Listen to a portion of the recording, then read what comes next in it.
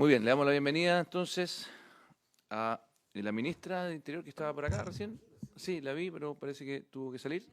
Eh, Nos acompaña también la subsecretaria, Heidi Werner. Nos acompaña también el director de la UAF, señor Carlos Pavés, que de hecho lo escuchamos ampliamente en la última sesión de este mismo proyecto de ley.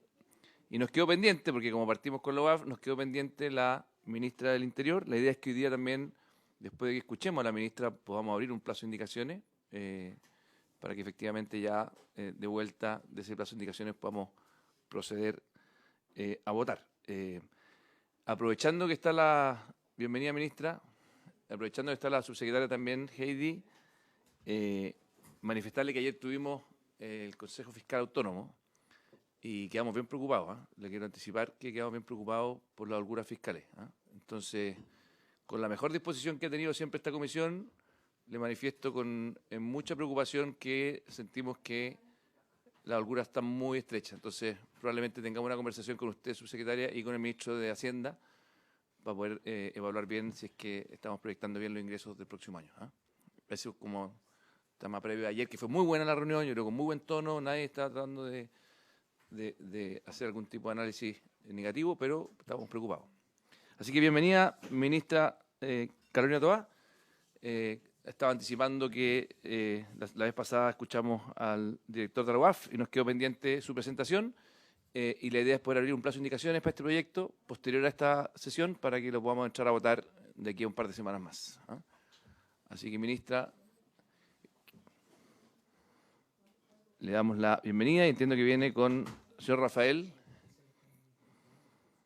El señor Rafael Collado nos acompaña, ¿no? Sí. Hola, senador. Que me tocó conocerlo en tiempos pasados, en mi rol de la Comisión de Seguridad.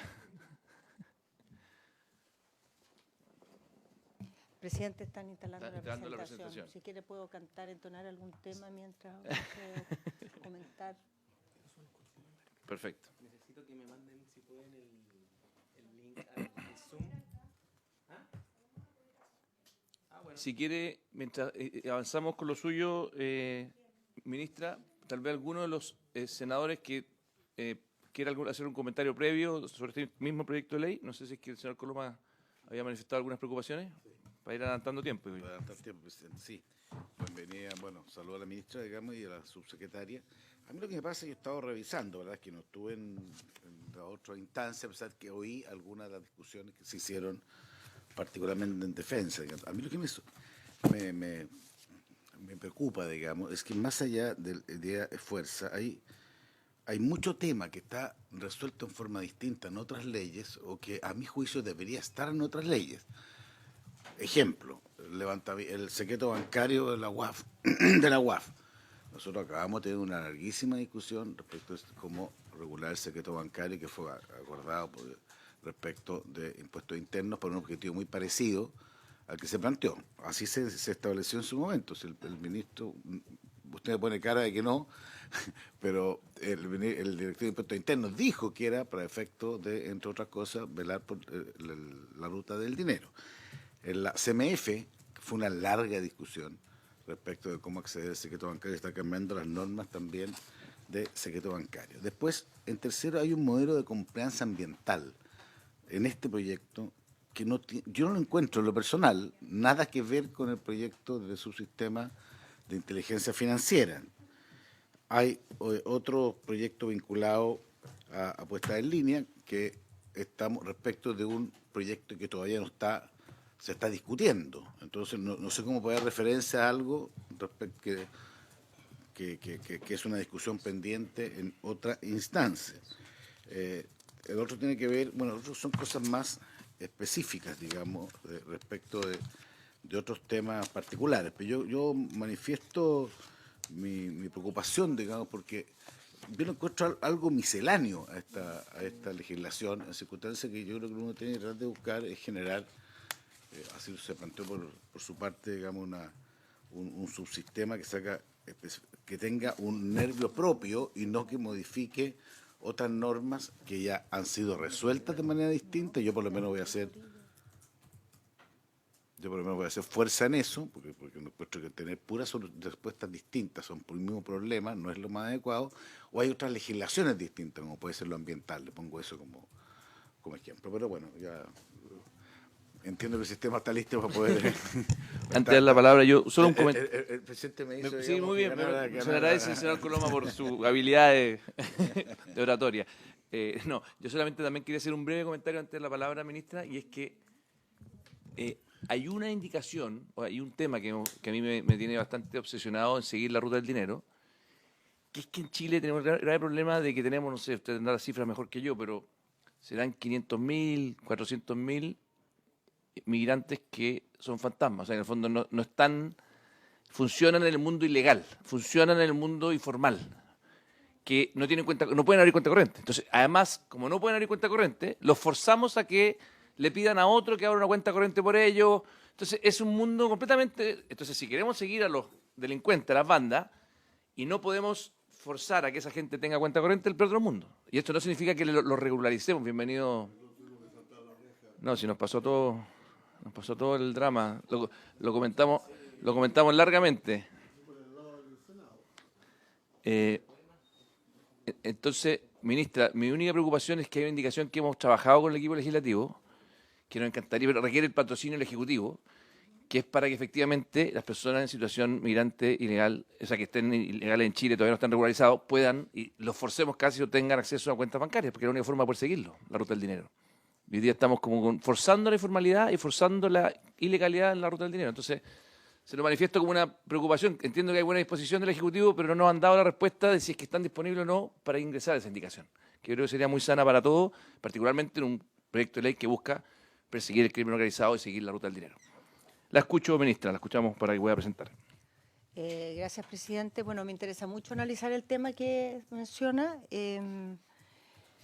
Creo que lamentablemente el asunto es más complejo porque eso que sucede respecto a las cuentas bancarias sucede en muchos ámbitos. Estamos llenos de personas que están irregulares en Chile y trabajan en empresas perfectamente formales. No solo trabajan, sino que esas empresas formales se acercan al gobierno y piden que por favor los regularicemos porque si no tuvieran esos trabajadores no tendrían cómo hacer ciertas faenas.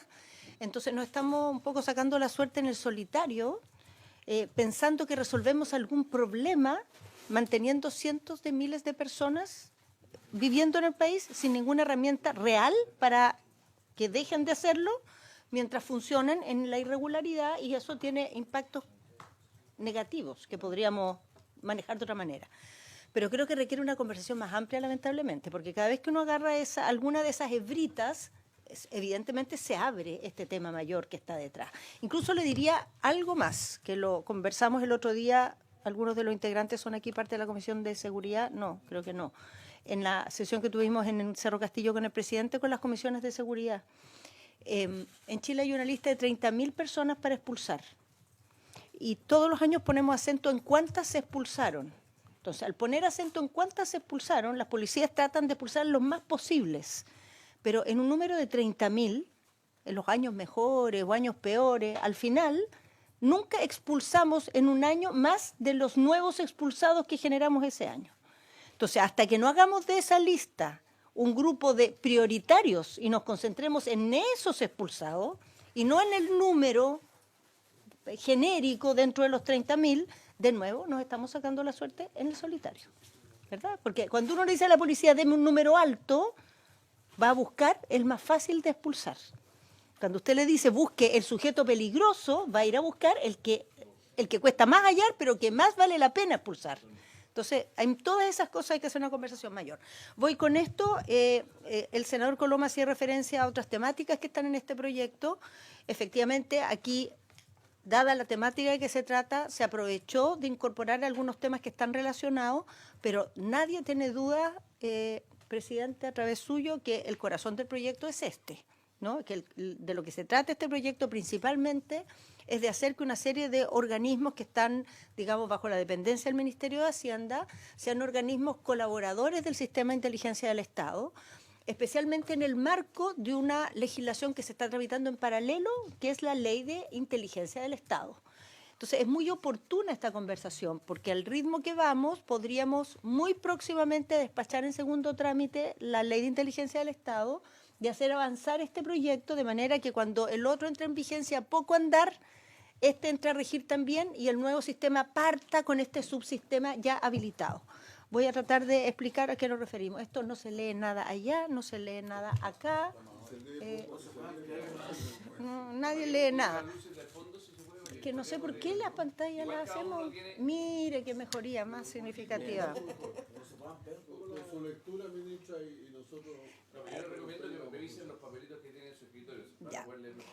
A ver, primero, Yo sé que los papelitos están chicos, pero... tal como decía recién, el proyecto que analizamos aquí se refiere al subsistema de inteligencia económica, pero está en el marco de un debate mayor que se refiere al proyecto de ley que fortalece y moderniza el sistema de inteligencia del Estado, que propone que la UAF, el Servicio de Impuestos Internos y el Servicio Nacional de Aduanas sean parte del sistema de inteligencia del Estado como organismos colaboradores. O sea, eso lo dice el proyecto general. Y este subsistema que menciona el proyecto general lo estamos creando con esta ley específica. El subsistema propiamente tal fortalece las capacidades que tienen estos tres organismos para entregar mejor información al sistema de inteligencia del Estado. Aquí nos vamos a concentrar y vamos a ir, digamos, a los aspectos que tienen que ver más directamente con lo que nos interesa a nosotros como Ministerio del Interior. Pero entiendo que en sesiones anteriores les han explicado a los integrantes de las comisiones, de la comisión, en qué consiste estas otras dimensiones que tiene el proyecto, en el sentido que se crean unidades especializadas, encargados, con un régimen específico, además de exigencia y de sanciones si se incumplen, digamos, los requisitos de discreción que tiene el manejo de este tipo de información. Aquí no nos vamos a referir a todo eso que ya fue presentado cuando se presentó en general el proyecto. Hoy día el sistema, como funciona en la actualidad, sin la aprobación de ninguna de estas leyes, podríamos decir que es unidireccional o tiene algunos aspectos que son bidireccionales, pero no son propiamente colaborativos. Y más adelante voy a explicar en qué sentido no son colaborativos. La línea gruesa va en una sola dirección, hay algunas modalidades que la ley permite que habilitan que la información fluya en la dirección contraria, pero está hecho de tal manera que no se facilita el intercambio y la colaboración. Los reportes de inteligencia que genera el sistema de inteligencia del Estado, que pueden tener análisis que realizó la UAF, no pueden ser utilizados en sede penal directamente, y eso que es así en la actualidad es también así con los cambios que estamos haciendo y con la nueva legislación. Esta separación entre inteligencia e investigación, por lo tanto, se mantiene, no es un cambio en la nueva legislación. ¿Cómo funciona el sistema en la actualidad? En primer lugar, en lo que se refiere a la relación entre la ANI y la UAF. La UAF recibe informes de operaciones sospechosas de la ANI y de otros organismos, y también de algunos organismos recibe informes, reportes, digamos, de operaciones en efectivo. Entonces, la UAF analiza la ruta del dinero a partir de estos informes ROS, que se llaman, de operaciones sospechosas, o ROE, de operaciones en efectivo, que le envía a la ANI, o pueden ser otros sujetos obligados, por ejemplo, los bancos, corredoras de la bolsa, ciertos organismos públicos. Recibe inteligencia de parte de la ANI que va a servir de insumo para sus reportes. La ANI le entrega inteligencia que puede él utilizar con otros informes que la ANI ha desarrollado. Y la ANI, a su vez, puede solicitar información a la UAF. O sea, puede pedir información de vuelta a propósito de alguna solicitud particular. Esto último se ocupa bastante poco, pero está habilitado en la ley. Por otro lado, en la relación entre la UAF y la Fiscalía, la UAF le envía reportes de inteligencia a la Fiscalía. Analiza la posible comisión de delitos de lavado de activos y de financiamiento del terrorismo. Esos son los ámbitos en que puede enviarle reportes. Lavado de activos, financiamiento del terrorismo. Si identifica posibles delitos, envía un informe que es confidencial al Ministerio Público. Y el Ministerio Público determina, en base a ese informe, si da lugar a una investigación penal. Esa es la realidad actualmente. ¿Cómo va a cambiar esto con el nuevo sistema? En lo que se refiere al sistema de inteligencia, de un sistema actual que está compuesto por la ANI, las agencias de inteligencia de las policías, las agencias militares y la Dirección de Inteligencia de la Defensa Nacional en el EMCO, que el nombre es DID, vamos a pasar un sistema en que va a estar la ANI, las agencias policiales, las agencias militares, el sistema de inteligencia de EMCO, DID, digamos, y los organismos colaboradores, que son el subsistema de inteligencia económica, que está, digamos, regulado en esta ley, UAF, Impuestos Internos y Aduanas, pero hay también otros organismos colaboradores, la Agencia Nacional de Ciberseguridad, Gendarmería, la Secretaría General de Política Exterior. Entonces, los titulares, por decirlo así, son los mismos, pero tienen estos colaboradores, donde está el subsistema de inteligencia económica y estos otros organismos, que son bien importantes. Imaginemos nomás lo que es Gendarmería, ¿no? Y la Agencia de Ciberseguridad, organismos colaboradores del sistema de inteligencia del Estado. Los destinatarios de todo este esfuerzo que se hace a través de los sistemas de inteligencia son el presidente de la República y diversos niveles superiores de la conducción del Estado. En el nuevo sistema, los destinatarios del sistema de inteligencia del Estado son el presidente de la República y los ministros de Estado. Es más acotado respecto a lo que tenemos actualmente. ¿Cómo es el intercambio de información? Aquí hay un cambio bien importante. La ANI, en la actualidad, puede pedir información a la UAF. La UAF puede recibir estos reportes de operaciones sospechosas de la ANI y la UAF no puede entregar información a la ANI por iniciativa propia, solo a petición de la ANI. O sea, si la UAF en sus reportes encuentra alguna situación que le amerita que debiera mirarse con más atención o que debiera ser objeto de un análisis mayor, no tiene facultades para hacer ese intercambio con la ANI. No se intercambia, por lo tanto, información ni se trabaja en forma colaborativa, sino que hay canales unidireccionales. Usted puede pasar para acá, usted puede pasar para allá. En el nuevo sistema, la UAF, como organismo colaborador del sistema de inteligencia del Estado, puede intercambiar información bilateralmente con todos los actores del sistema, pero a través de la ANI. Siempre a través de la ANI. No se relacionan directamente, sino que a través de la ANI va, a través de la ANI vuelve. ¿Cómo es el uso de la información en sede penal? No hay mucho cambio. En la ley actual, la Ley de Inteligencia establece que el Ministerio Público puede solicitar información al sistema de inteligencia a través del fiscal nacional por medio de canales bien acotados, los ministros del Interior y de Defensa y el director de la ANI. El mecanismo en la nueva legislación sigue siendo el mismo, pero ¿qué es lo que cambia? En la actualidad, ¿por qué no se puede ocupar la información de inteligencia en los procesos penales? Porque no es prueba válida. No cumple los requisitos de prueba válida. En la nueva legislación, de manera expresa, la Ley de Inteligencia dice que esa información no se puede ocupar de manera directa en los procesos penales. O sea, es un cambio, digamos, en el sentido que se hace más fuerte la restricción, pero no es una restricción en estricto rigor nueva. En lo que se refiere... ¿Qué es esto aquí? ¿Cómo se saca esta wifi? En lo que se refiere al sistema de inteligencia con subsistema, de aprobarse los proyectos, ¿cómo quedaríamos? El sistema de inteligencia del Estado a través de la ANI, ¿cómo operaría? Hay intercambio de información, no solo recepción de información como era en la actualidad, entre todos los actores del sistema, pero siempre a través de la ANI, conforme a ciertos objetivos predefinidos, que es el Plan Nacional de Inteligencia que aprueba el Presidente de la República, que es como el mandato con que operan las agencias de inteligencia. Las prioridades son estas, el foco es este, los temas que nos interesa mirar son los siguientes.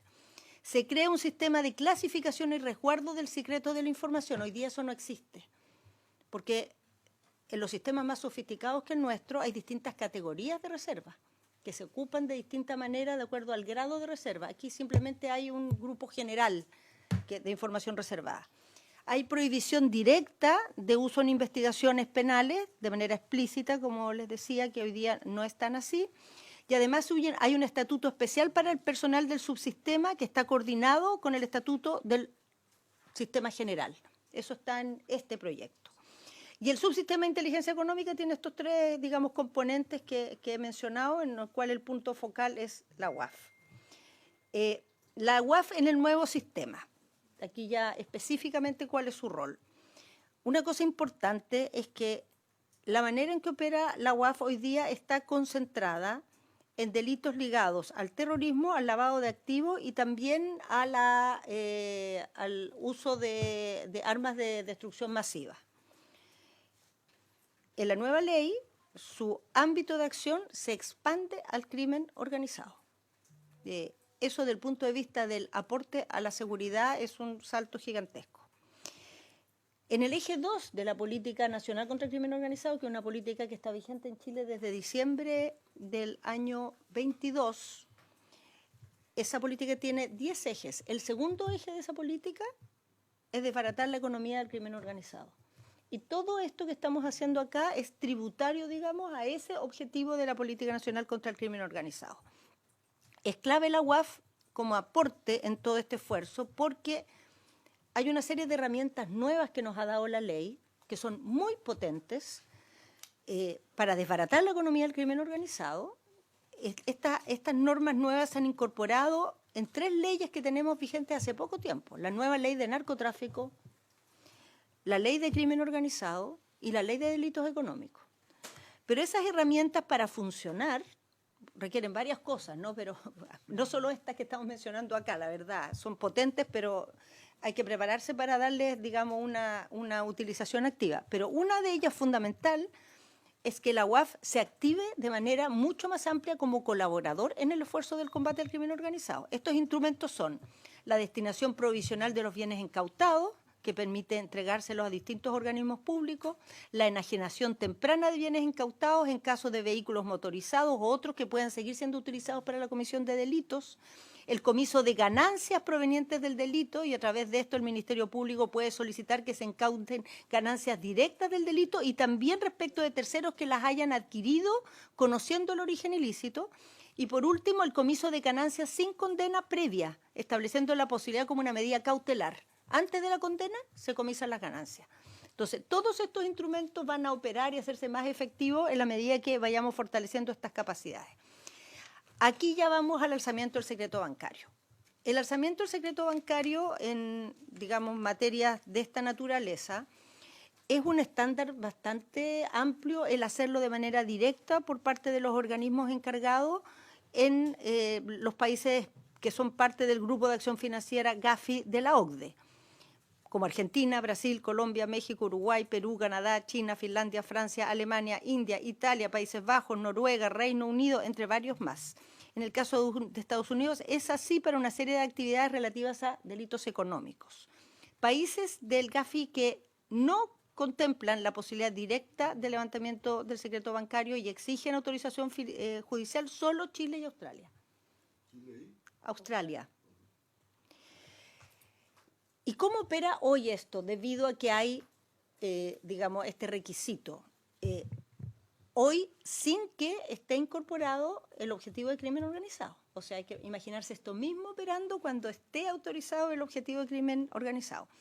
La UAF tiene que pedir autorización judicial a la Corte de Apelaciones y esa autorización se tiene que referir a la búsqueda de antecedentes de personas previamente identificadas y por lo tanto se trabaja respecto de casos específicos y no líneas investigativas.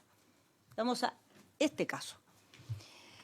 Con esa información se llega al Ministerio Público, que si echa a andar una investigación penal porque le parecen atendibles los antecedentes y quiere ocupar estos elementos para la investigación, tiene que volver a ir a pedir una autorización al tribunal, en este caso el Tribunal Penal.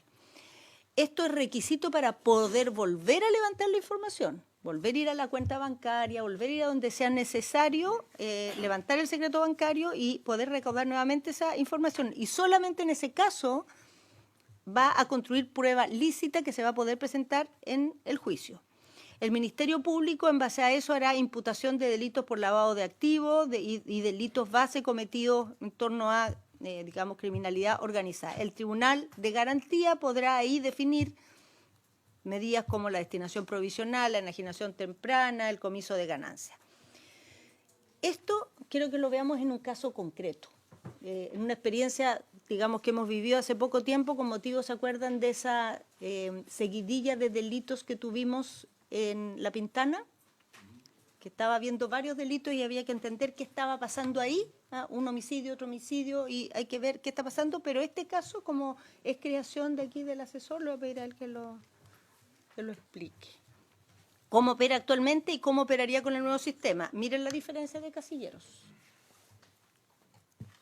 Rafael. Buenos días a todos, presidente. Lo que comenta la ministra básicamente es que si tenemos una secuencia de homicidios en la comuna de La Pintana, que es el dato base, puede iniciarse, por ejemplo, un trabajo de parte de la ANI destinado a identificar una dinámica criminal organizada en ese sector producto del delito. Es un trabajo que la ANI puede hacer hoy día y que Lo hace, de hecho. lo hace y que en el fondo se va a ver fortalecido si es que el sistema de inteligencia, el proyecto de ley se ve la luz. Después la ANI justifica el objetivo a partir de fuentes humanas, que todavía son fuentes abiertas. Es decir, ¿qué significa eso? Va a consulta, hace trabajo de inteligencia en el terreno y identifica a partir de ello sujetos de interés. Siempre teniendo en cuenta que la ANI es un sujeto que es sujeto obligado de la UAF. Una de las últimas reformas de la ley de la UAF permitió que las entidades públicas puedan ser sujetos obligados. Una de las entidades públicas que tomó esa decisión es la ANI. Y por lo tanto, todo el trabajo de inteligencia que hace la ANI, hoy lo puede transformar en un reporte de operación sospechosa. Como lo pueden hacer las municipalidades, como lo pueden hacer un montón de otras instituciones públicas, pues están habilitadas para aquello. Entonces, lo que está haciendo acá la ANI es trabajar un caso, entender bien la dinámica criminal, porque la ANI no investiga penalmente, sino que trata de entender el fenómeno que está ocurriendo producto de esta secuencia de homicidios. Investiga, por ejemplo, personas de interés, redes familiares, y esta investigación patrimonial también puede ser, o sea, esta investigación de personas puede también ser seguida por investigaciones patrimoniales, siempre con fuentes abiertas, impuestos internos, conservadores, registros de vehículos, conservadores comerciales y conservadores de propiedades. Y este trabajo de campo se corrobora, es decir, se va de nuevo y decir si esta casa que está acá a nombre de esta persona efectivamente existe y la persona vive ahí, analiza hoy, en la actualidad, la posibilidad de que haya un delito de lavado de activos. ¿Por qué digo hoy en la actualidad? Porque, como bien dijo la ministra, eso va a ser distinto en caso de aprobarse esta ley porque se amplía el campo de capacidades que va a tener la UAF. Y como comentaba antes, como es la ANI, es sujeto obligado a la ley, se levanta un ROS. A partir de ese ROS, la UAF inicia un proceso de análisis como lo hace con cualquier ROS, con cualquier reporte de operación sospechosa. Tiene que solicitar a la Corte de Apelaciones el secreto bancario de aquellas personas que la ANI logró identificar y que la UAF con sus procesos adicionales lograron identificar y corroborar que efectivamente tenían una transacción, van a la Corte solo respecto a esa persona, porque no pueden ir de toda la línea investigativa. Esa es una limitación que está hoy día en el sistema. Y a partir de lo que obtiene, elabora un informe para el Ministerio Público solo por casos de lavado de activos o financiamiento del terrorismo, que es el scope actual de la ANI. A partir de ese informe y confidencial, que como ya hemos repetido muchas veces, tanto el Ministerio de Hacienda como el Ministerio del Interior no constituye ni denuncia ni puede ser utilizado como prueba en el proceso penal, de hecho no forman parte ni de las carpetas investigativas de los fiscales, la razón de ello es que es inteligencia, es que es trabajo de análisis. Será el Ministerio Público el que determinará si ese trabajo es constitutivo, es valioso y puede ser transformado en prueba penal, para lo cual tendrá que pedir efectivamente una segunda autorización judicial respecto de esos antecedentes recopilados para transformarlos en prueba penal. Y tendrá que volver a ir, en este caso, al juzgado de garantía, pedir una autorización judicial de levantamiento de secreto bancario, ir al banco, volver a solicitar las mismas cuentas corrientes y en ese caso, luego de los análisis, transformar ese análisis inicial en prueba penal. Y finalmente, podría existir una sentencia por un delito base, no sé si estamos todos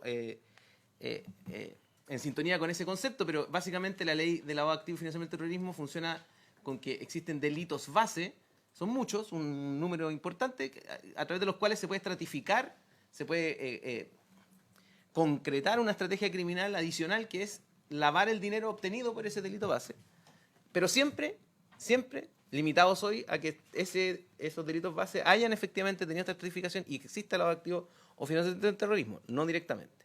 Eso es hoy. Permiso, ministra.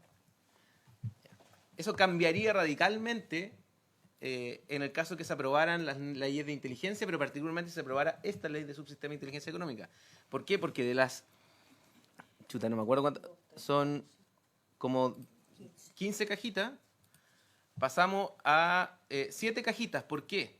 Porque ocurre esta es una proyección del futuro. Ocurre la misma secuencia de homicidios, la misma. Ya existe sistema de inteligencia y ya existe subsistema de inteligencia económica.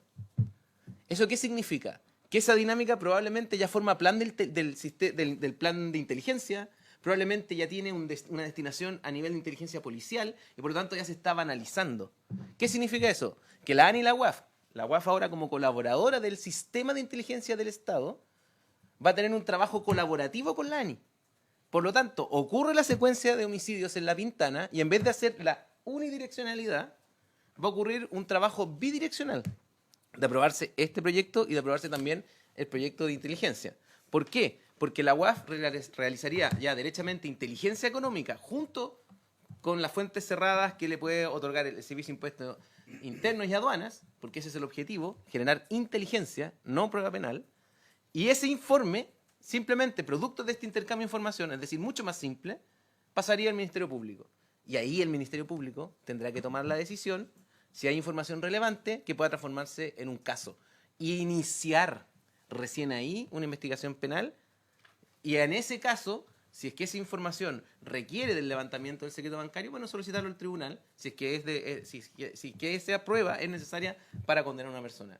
Porque todo lo anterior no tiene como objetivo condenar a una persona. Tiene como objetivo conocer dinámicas criminales, obtener mejor información para tomar decisiones.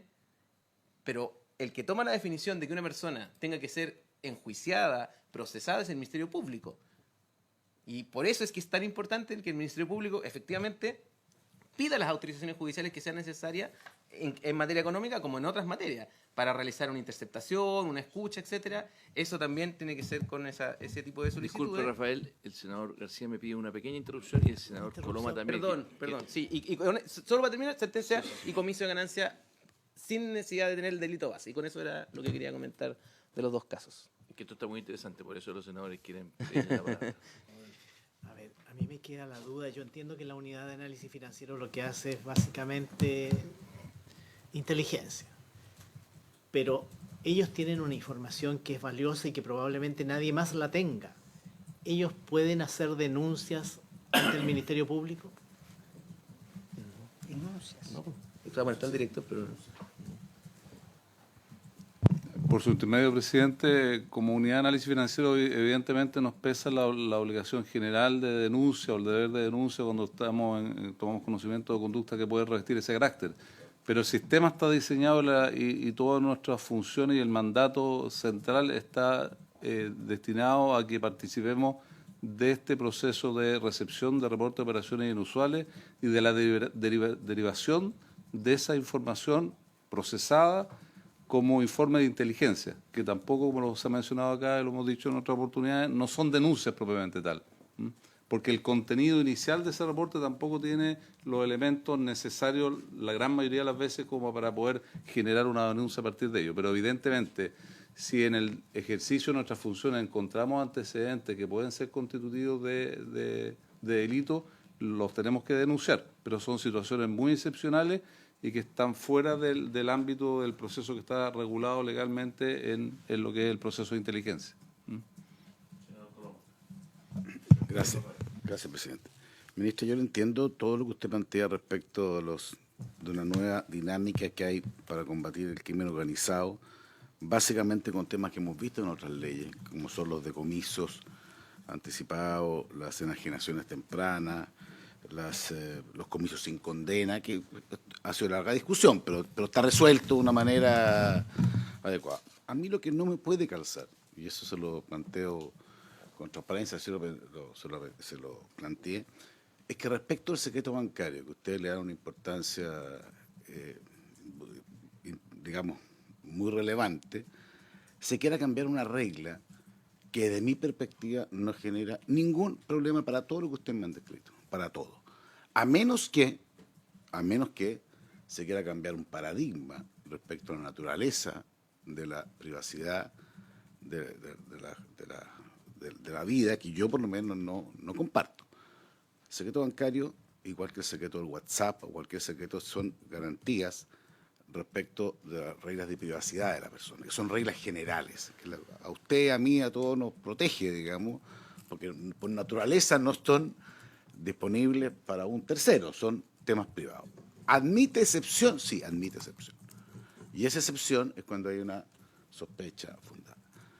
Para evitar cualquier arbitrariedad, y perdón yo he visto los últimos días, hemos visto cosas respecto al manejo de leyes de inteligencia, que uno siempre se da cuenta que requiere contrapesos. Y eso siempre se ha diseñado así. Y ese contrapeso respecto del secreto bancario lo dan los tribunales. Y es decirle, mire, ¿y cuál es la pega que tiene que hacer? Uno decirle, aquí tengo yo una sospecha de que hay una operación indebida o que puede haber una cartera. Yo le pregunté al director de la UAF, digamos, cuánto se demoraban los tribunales, porque de repente alguien me podía decir, esto podía pasar una eternidad, 24 horas. 24 horas. Entonces, si el contrapeso de defender a una sociedad respecto de una excepción, respecto de una norma privada, es 24 horas, yo no veo ningún inconveniente, drama, para poder requerir de esa autorización al juez respectivo. Puede ser un poco latoso, voy a decirlo en términos coloquiales, digamos, buscar los antecedentes, pero a mi juicio es indispensable, porque lo otro, a mí tampoco me parece que la norma general tenga que ser una especie de pesca milagrosa, en donde de repente si miro 400.000 casos y digo que puedo encontrar uno o dos, ese no es el sentido.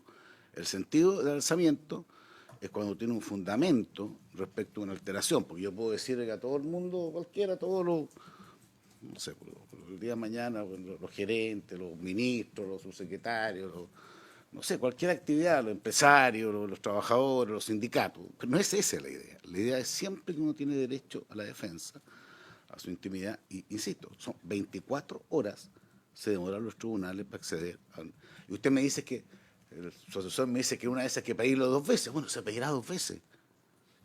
Se pedirá 2 veces. Pero eso es una garantía que a mi juicio que el derecho defiende las instituciones. O sea, aquí no puede el fin justificar los medios.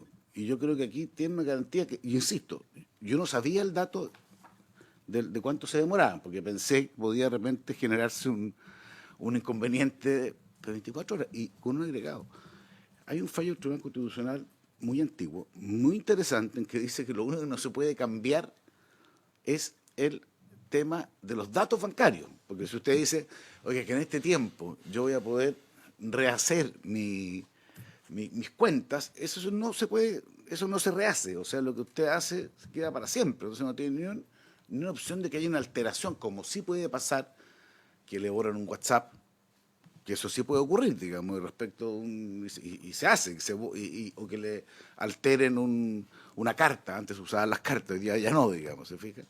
Entonces, a mí me parece que yo no puedo entender de verdad por qué un sistema de esta naturaleza, con las nuevas atribuciones, con los nuevos contrapesos y con los nuevos, digamos, relaciones, va a tener un eje respecto al cual saltarse a los tribunales para efecto de levantar el secreto bancario, insisto, en el dato duro de que se demoran 24 horas.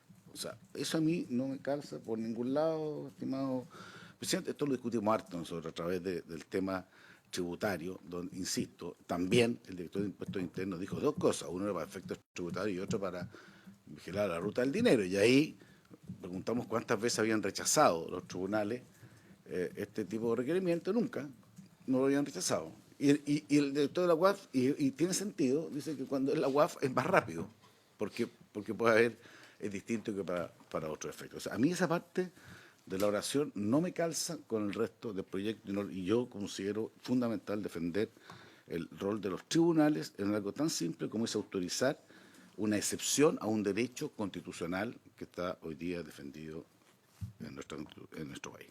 Gracias, señor Pluma. Ministra. Sí. Presidente, quisiera referirme a la duda del Senado, pero también plantear algunas posibles soluciones para tratar de encontrar una manera de arbitrar estos intereses que se, digamos, no contraponen, pero que hay que armonizar, por decirlo así, en este proyecto. La realidad de lo que relata el senador se refiere a cómo funciona la UAF en una realidad en que no tienen tareas en materia de crimen organizado y no son parte del sistema de inteligencia del Estado. Así funciona, claro, en ese contexto. Pero eso es lo que queremos cambiar. Queremos que ahora estas agencias que manejan información muy útil, muy potente, sean parte del sistema de inteligencia del Estado, colaboren con él y colaboren en una materia en que hoy día no se comprometen, que es la persecución del crimen organizado. O sea, la carga del movimiento que estamos asumiendo que va a haber es otro mundo de lo que hemos conocido históricamente. Es una reforma de estos organismos, es una reforma de su misión, incluso yo diría, por la potencia que se ha demostrado que tienen en estas materias. O sea, donde quiera que se ha avanzado en mecanismos de este tipo, con el tiempo, la forma de investigar este tipo de organizaciones criminales ha cambiado del cielo a la tierra. Porque es mucho más eficaz, es mucho más limpio, se logran mayores resultados y se desbarata hacia arriba mucho más que en el trabajo que se hace en el terreno, donde también se vulneran garantías.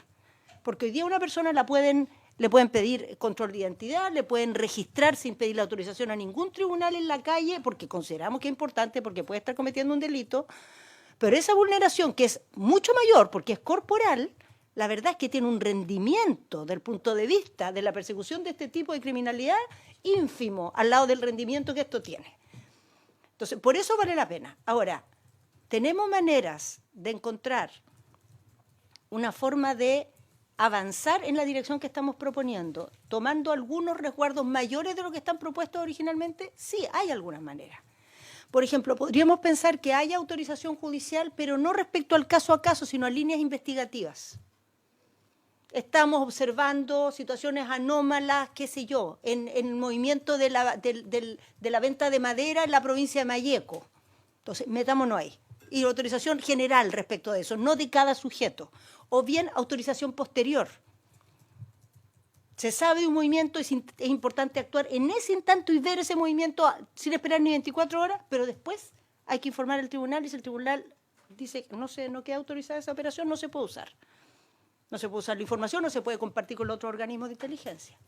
O bien tener ese estatuto de autorización posterior respecto a ciertas operaciones, pero ser mucho más abiertos y dar mucho más espacio a que se actúe directamente, por ejemplo, respecto a las personas jurídicas, cuya privacidad, digamos, es harto más enquencle que de las personas particulares. O bien respecto a los funcionarios públicos, a propósito de los temas que nos han tan intensa y variopintamente ocupado el último tiempo. Entonces, dejar ahí respecto de esos sujetos un sistema más directo de actuación que no tenga, digamos, las cortapisas, siempre considerando que para que esta información pueda ser usada en contra de esta persona, igual se va a terminar pasando por un tribunal. No olvidemos eso. Ahora, los análisis de inteligencia no siempre tienen por objeto llevar una causa al tribunal. A veces tiene que ver con ver cómo funciona una cierta dinámica de la cual van a salir algunas causas, pero lo principal no es eso, sino entender el modus operandi de una forma de operar del crimen o de nuevos sectores que están desarrollando actividades o de vinculación entre actividades delictuales. Y desde ese punto de vista también es importante, digamos, abrir ese espacio, esa posibilidad, como decía el senador la vez pasada, echar a andar la inteligencia artificial para hacer una búsqueda en grupos más grandes, ¿no? De contribuyente o no contribuyente en este caso, no sé, clientes del sistema bancario. Porque hay un interés ahí, que algo está pasando ahí. Entonces, esta combinación, digamos, que avancemos en esa dirección, pero tomemos resguardos de este tipo, puede permitir, digamos, poner mayores controles, poner algunos mecanismos, estos contrapesos que decimos, pero dando un espacio mayor del que hay actualmente, asumiendo que estamos hablando de otro nivel y volumen de actuaciones, pero sobre todo yo creo que lo más importante, Presidenta, a tener presente, que yo creo que no es tan evidente a primera vista, entendiendo la potencia que esto tiene, de verdad, para combatir el tipo de criminalidad que hoy día tenemos al frente. O sea, olvidémonos del patrullaje en la esquina, o sea, estas bandas no se agarran así. No, en patrullaje en la esquina se agarra el último soldado, uno los detiene ya, pero la semana siguiente hay otro. Hay otro, no se llega a ninguna parte por ahí. Por aquí se llega. Gracias, presidente. Ministro, yo creo que una de las ideas que usted plantea, que respecto a una autorización más general, pero siempre un tribunal puede ser. ¿Se fija? Si usted me dice que hay un conjunto de sujetos, ministra, que hay un conjunto de sujetos o un conjunto de actividades, y yo le apruebo al magistrado, al juez, digamos, que aquí mira, aquí no vamos a investigar, podemos investigar este conjunto de... Eso a mí me parece que está dentro de las reglas del juego. Si lo que no puede, a mi juicio, es que no exista el contrapeso y que después uno diga, ¿sabe qué más? Si me sirve, le pregunto, si no me sirve, no le pregunto. Si eso es lo que yo quiero garantizar, creo que nos hace bien a todos que exista un contrapeso. También le hace bien a la UAS para tener una cierta idea, porque también aquí las autoridades cambian, si eso es necesario. De repente alguno puede decir, ¿sabe qué más? Son todo el mundo sospechoso. Porque de repente se produce cada vez más probable, cada vez más... Bueno, pero claro, pero eso no puede militar. Eso usted dice que es una... Bueno, puede ser, pero eso es lo que hay que tratar siempre de institucionalizar. Y eso es lo que yo, por lo menos, he planteado en otras ocasiones. Mire, no hay ni un juez de buen criterio, puede haber jueces de más criterio, pero en general en estas cosas son cuidadosos. Cuando una presentación razonable de decir, mire, aquí tenemos esto, que tenemos que revisar aquí, eso yo creo que está dentro de lo que se puede hacer para esto, pero no decir, porque insisto, esto tiene dos características, hasta ahora es 24 horas y no se pueden cambiar los datos, porque eso también es otro argumento que no se pueden cambiar los datos. Si usted transfirió 50 millones al frente, digamos, después, aunque me demore, no va a poder hacer desaparecer esa operación, que es lo que importa para efectos de investigación, porque al final esa es la ruta, si la ruta no del momento, es la historia. Entonces yo la invito, o sea, más que la invito, entiendo que hay una alternativa de poder generar una autorización judicial un poquito más general. Bueno, sí, mientras sea, pero que no sea tampoco de una generalidad tal que al final todos los provenientes de un apellido alemán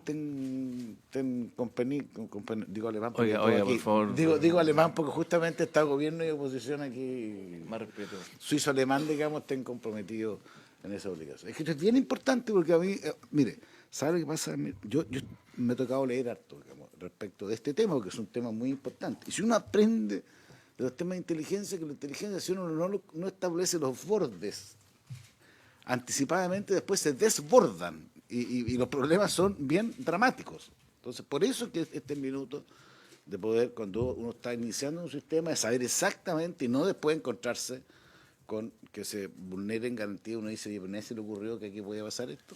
Gracias, presidente. Y déjeme complementar algo. Yo, primero decir, ministra, yo en lo personal, creo que es muy necesaria el esfuerzo que está haciendo el gobierno en esta ruta de seguir la ruta del dinero, y yo comparto con usted 100% de que hoy día el crimen organizado es más bien una multinacional, una empresa, más que un grupo de personas que actúan en forma improvisada, ¿ah? Por lo tanto, yo sí comparto con usted la preocupación, en lo personal me comprometo a ayudar en lo que sea legislativamente para que esto ocurra, pero ¿sabe lo que le encuentro razón al senador Coloma? Que no lo ha mencionado tanto el senador Coloma, que también tenemos que tener cuidado cuando le damos demasiado poder a una sola institución, o a un solo organismo. O sea, ¿cómo hacemos? Hay un trade-off, ¿no es cierto? En el fondo, y perdone que meta un tema contingente, pero lo que acaba de pasar con el subsecretario de Interior es una persona que concentró mucho poder y que terminó utilizándolo mal. Así es la realidad. Entonces, tenía acceso a la inteligencia, Entonces, ¿cuál es mi punto? Y obviamente son dos temas completamente separados, pero que en el fondo, cuando estamos haciendo una ley de inteligencia y le vamos a entregar a la UAF, a quien sea, y obviamente no digo que todas las personas puedan utilizar el poder de mala forma como hemos visto que lo utilizó el subsecretario de Interior, que hoy día está en una causa investigativa. Pero en el fondo sí nos ilumina a decir cómo hacemos para que las instituciones tengan algún tipo de contrapeso, o un control posterior o algo que facilite lo que usted recién decía, es decir, no queremos frenar el músculo del Estado para perseguir el crimen organizado, que yo lo comparto 100% y por eso me gustaría buscar fórmulas que nos permitan aquello, pero tampoco quiero generar en una institución concentrada un nivel de poder que haga que, en el fondo, pueda utilizarlo mal. Yo tiendo a pensar que en el 90% de los casos, porque yo creo que en general los funcionarios públicos son honestos, se mueven por cosas correctas, y afortunadamente en Chile, adicionalmente, independiente del color político en general, creo que hay buena política, ¿no? O sea, más allá de los episodios que estamos viviendo hoy día, en general, yo me siento, y cuando me toca conversar con amigos de otros países, que la gran mayoría de las personas que están en política en Chile lo hacen por razones correctas. Yo puedo discrepar con el presidente Boric, puedo discrepar con el gobierno de turno, pero en general uno siente que, más allá de las ideas diferentes, hay un sustrato dentro de todo, y decirlo esto hoy día yo sé que no es muy popular, porque estamos en un momento de crisis de confianza tremenda, pero lo creo, ¿ya? Entonces, creo que la preocupación del senador Coloma va también en esa dirección. ¿Cómo hacemos que no exista un nivel de concentración, de arbitrariedad en una sola mano que nos haga que si llega la persona incorrecta, da lo mismo que gobierno, eventualmente pueda ser mal utilizada? Creo que ahí también hay una preocupación que tal vez busca que el tribunal o quien sea nos asegure que no se ocupe mal. Ministra. Sí, nosotros compartimos plenamente esa preocupación, senador. Nos interesa que el sistema tenga esos resguardos y de esas garantías, pero partiendo de una base, que sobre una trayectoria en Chile en que ha primado el sentido de desconfianza en instituciones que manejan información sensible, lo que hemos generado es una inteligencia débil.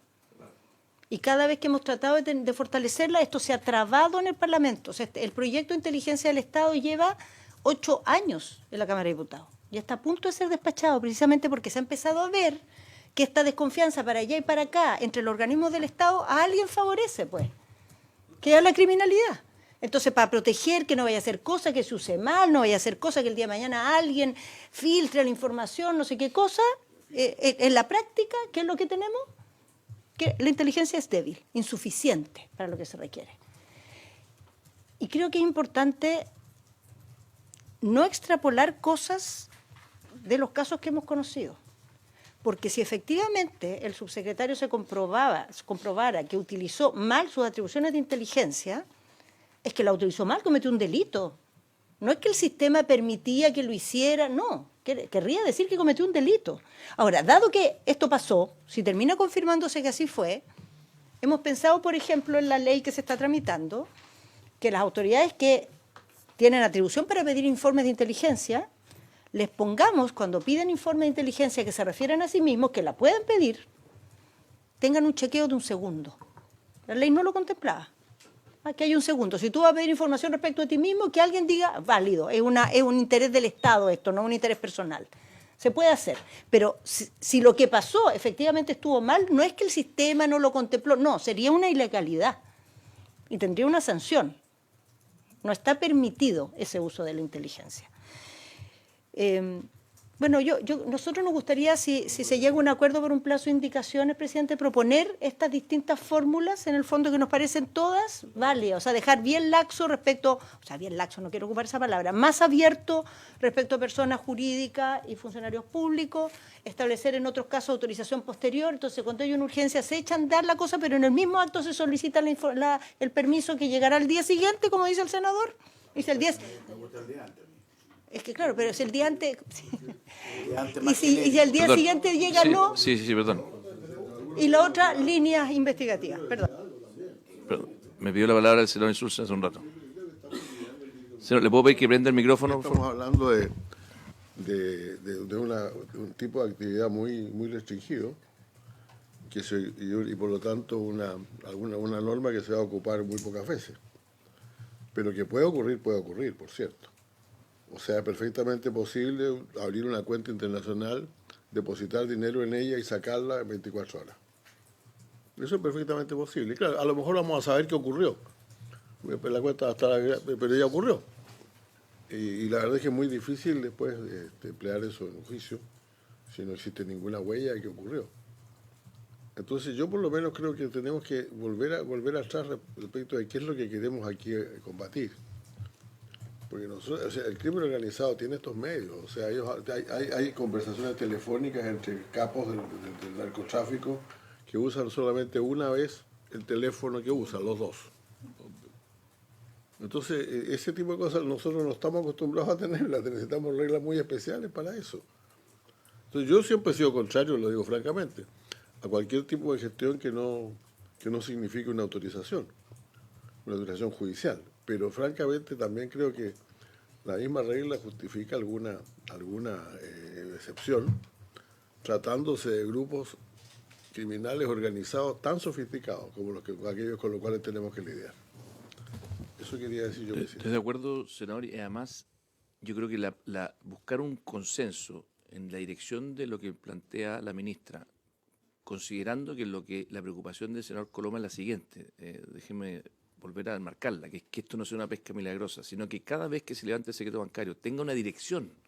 Si eso es lo que yo creo que al final está en el fondo en la preocupación del señor Coloma. Entonces, si es que, y eso podrá ser ex post, ex ante, pero al fondo, porque si fuera incluso ex post, tú te obligas a que la UAF o quien sea no pueda estar haciendo pesca milagrosa, porque eventualmente va a cometer una infracción porque no va a poder justificar.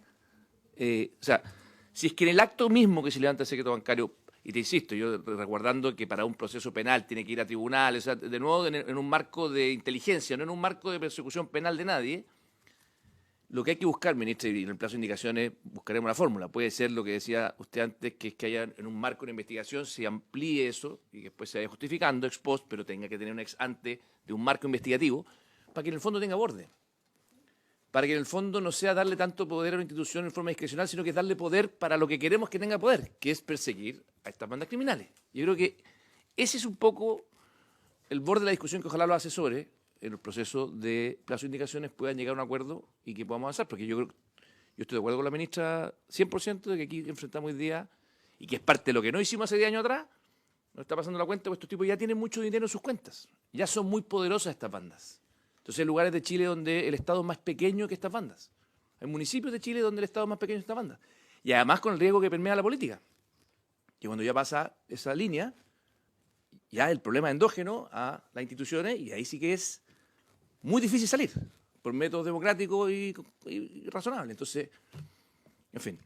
Senador Coloma, después la ministra que tiene que terminar su presentación. Claro, yo comparto plenamente, por eso estamos en esto con una situación de urgencia o emergencia, si no estaríamos en esto, si no sintiéramos que estamos, es importante, dicho sea de paso, recordemos que esto es, y por eso la ministra lo dijo a la par, hay un conjunto de cosas aquí propuestas que ya las discutimos hace no mucho tiempo, de buena manera, respecto de cómo perseguir al crimen organizado, por ejemplo, con los decomisos, que fue una larga discusión. O sea, esto es, aquí lo importante también es siempre preocuparse de las formas y preocuparse siempre de las garantías, y que no es incompatible, porque todos los sistemas que son bien diseñados no son incompatibles con tener buenos resultados, porque también nos hemos encontrado, usted lo planteó de buena manera, que me parece bien. O sea, aquí hemos aprendido también la necesidad de contrapesos, siempre. Tenemos una realidad que yo tampoco lo quería plantear, tenemos una realidad gigantesca de las filtraciones, porque digámoslo, porque si uno dice, oiga, si no aquí nunca se filtra nada, no sería otro mundo, porque aquí hemos aprendido que es parte de la realidad.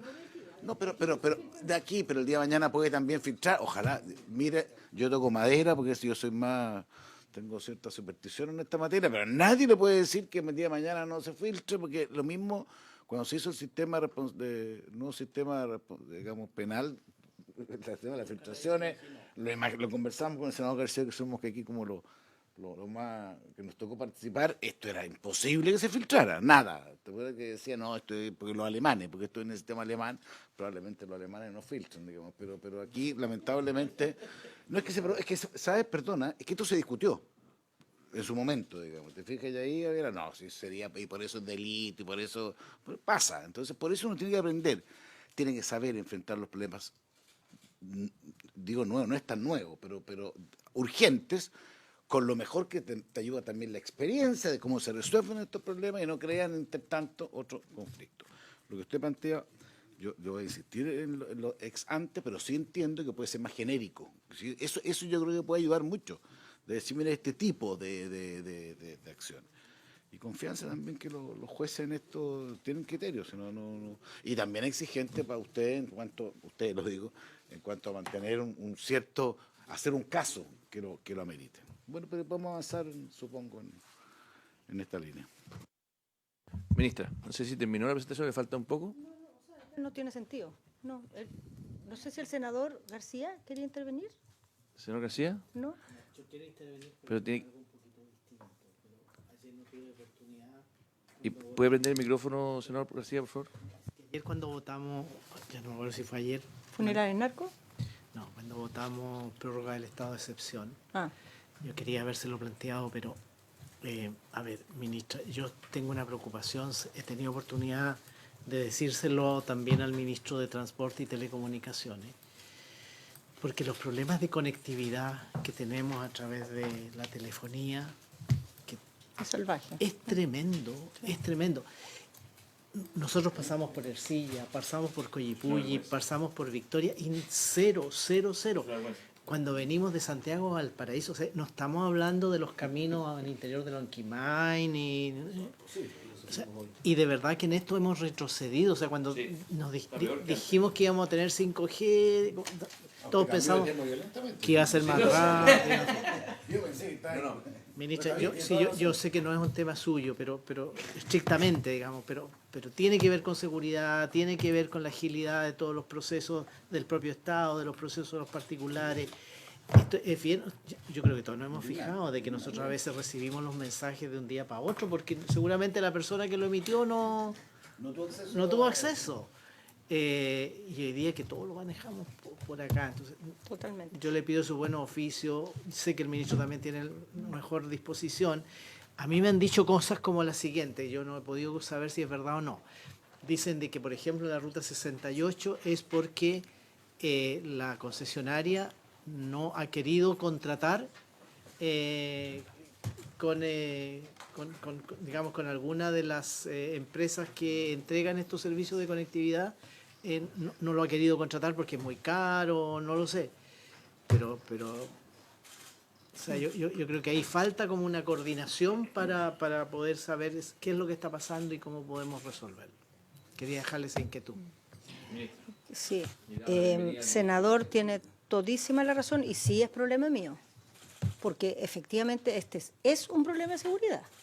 O sea, las personas no se pueden comunicar, no pueden denunciar.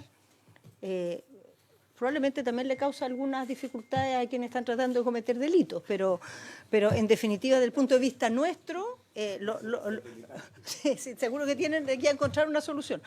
Entonces, para nosotros lo vemos definitivamente de esa manera y sin duda es una sensación de desprotección. La sensación de protección cuando está incomunicado. Hemos tenido varias conversaciones en distintos momentos. El ministro ha estado bien activo en esto, ha hecho varias gestiones. Yo propondría, presidente, aprovechando más que ambos son de la región, que hagamos hay una bancada de la región, que podríamos hacer una reunión, venir junto aquí con el ministro, invitar a las empresas y tratar de llegar a algún camino para resolver este problema. Por lo considero, es de las tantas brechas que tiene la región, porque tiene muchos ámbitos. Esta es una y que tiene mucho que ver con lo que le conviene o no les conviene a las empresas, efectivamente. Si el costo, si, en fin, las condiciones que tiene la topografía, ya no sé cuáles sean las evaluaciones que ellos hacen, pero no lo consideran negocio, porque si lo consideran negocio, le aseguro que habría cobertura total. La Maule igual. No es igual que la Araucanía. Sufrió mucho. Bueno, hay lugares, pero lo de la Araucanía es No, especial. señor Coloma, en la Araucanía, desde el aeropuerto a Temuco, estoy hablando de los 20 minutos que hay entre Freire y Temuco, se te va. No, O sea, ni siquiera... Entre tal que Curicó se me cuesta Lu- 16 pesos. ¿no? Bueno, Ruta 5. cuando quiera alegar de Maule, haga su propio alegato, senador, y hacemos una comisión. Pido la Sí, palabra una para llegar por Maule, entonces. No, yo propondría que hiciéramos eso, dispuesta, porque la gestión de hacer una conversación la hemos tenido ya varias veces, entonces para elevar un poquito más la intensidad. Y si la comisión lo tiene a bien, presidente, poner un plazo y nosotros trataríamos de formular una indicación con estas alternativas. Sí, yo no le sé si aquí estilan trabajar con los asesores, también para tratar Hemos de recoger estilado- y llegar lo más, digamos, avanzados en un entendimiento a la votación. Sí. Así es. Bochornoso, claro. Yo les propongo que como plazo, por lo menos para esa indicación, nos demos hasta el 11 de noviembre, el lunes, porque la secretaria me decía que necesita...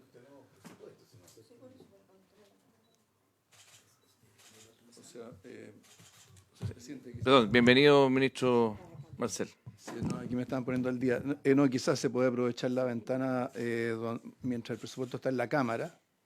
Esa semana es la que se podría aprovechar para ver Correcto. esas indicaciones. ¿Sí? De acuerdo. Acordamos aquello. Sí, pues, exactamente.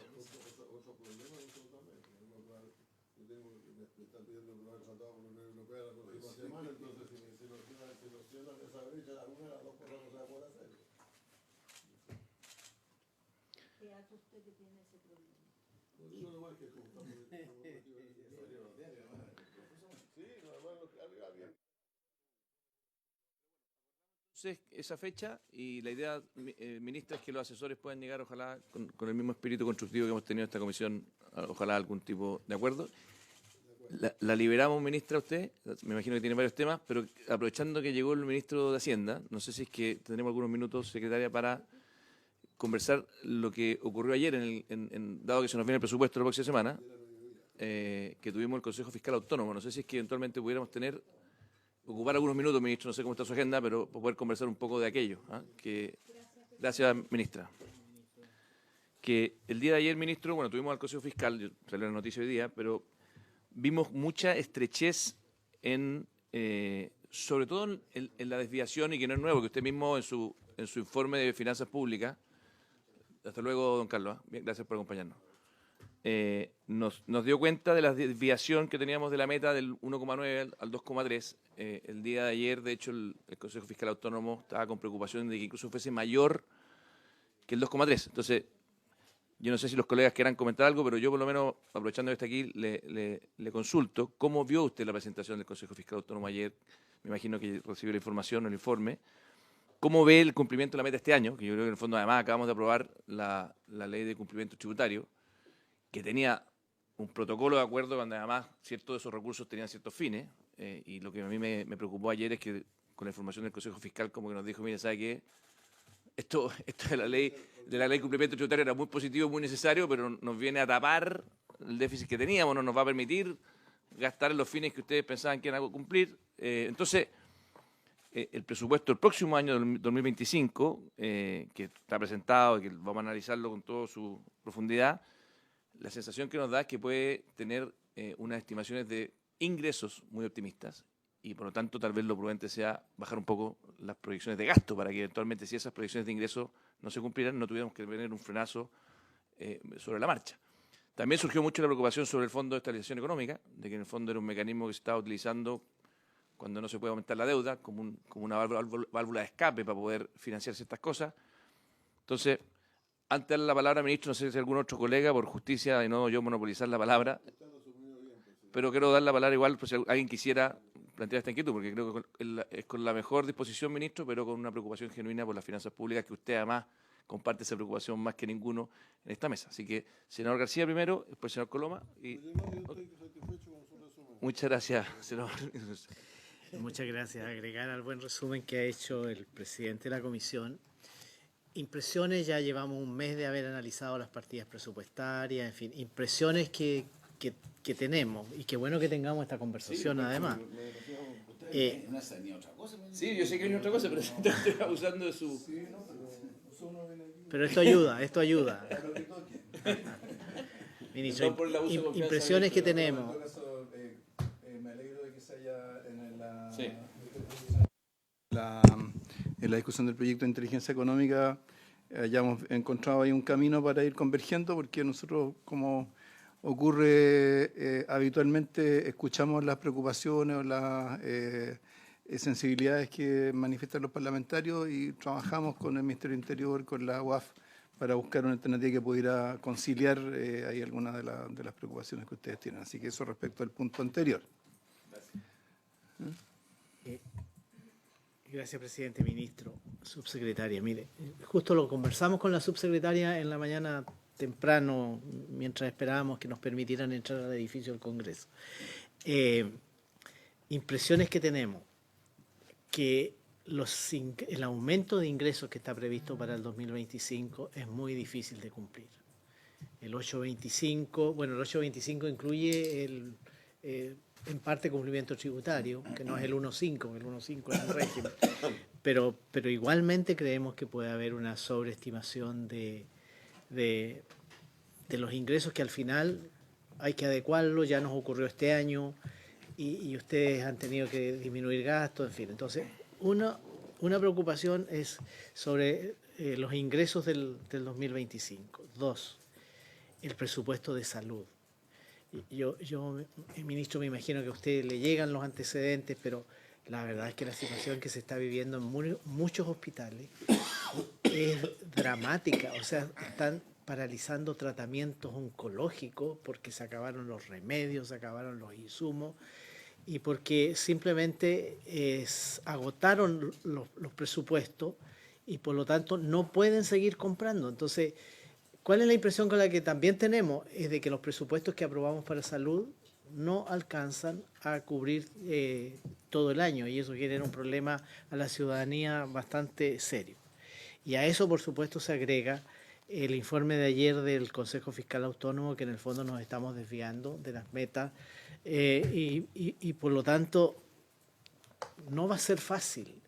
No va a ser fácil poder cuadrar esto porque si efectivamente hay una mayor estimación de ingresos y hay que volver a la realidad, eso significa también reducir gastos. ¿Dónde reducimos? Cuando por otro lado tenemos una demanda que yo creo que es verdadera, es real, particularmente en el Ministerio de Salud. Eso es mi resumen. Presidente, perdón, solo la respuesta en realidad, pero yo quiero, a ver, primero compartir plenamente lo que han planteado ambos senadores, y entiendo que también el senador Insulza dijo que le había representado la preocupación por el cálculo de los ingresos. Sobre todo a la luz de que el cálculo anterior, que también lo discutimos, al final, si uno lo mira en perspectiva, claramente ha sido, a menos que pase algo en el último periodo que no sabemos qué puede ocurrir, digamos, pero fue mucho, o sea, se sobreestimó respecto a lo que realmente ocurrió. Entonces ya no se... El 24. Eso es lo que... Exacto, por eso le digo que no sé lo que puede pasar el último trimestre, digamos respecto, pero y eso es de complejidad, porque entonces uno le dice, oye, pues usted ya no se hizo el cálculo adecuado y va a pasar de nuevo lo mismo este año, ya tenemos un doble problema, digamos.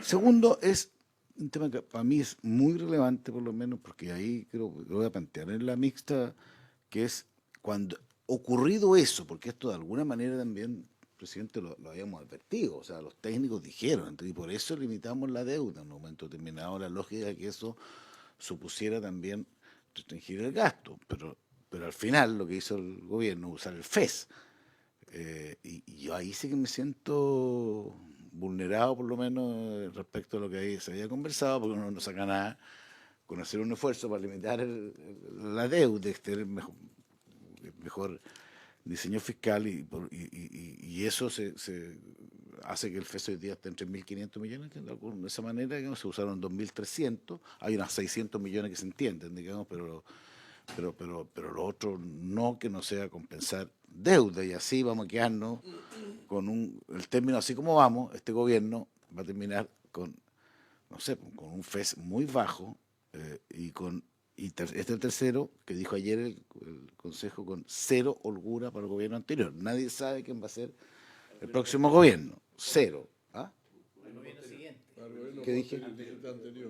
Posterior. Lo digo, ministro, porque usted, no sé, usted no era ministro, usted es presidente del Banco Central. Esto se discutió mucho hace 4 años atrás. En la oposición de la época hizo un tremendo tema respecto del tema de las holguras.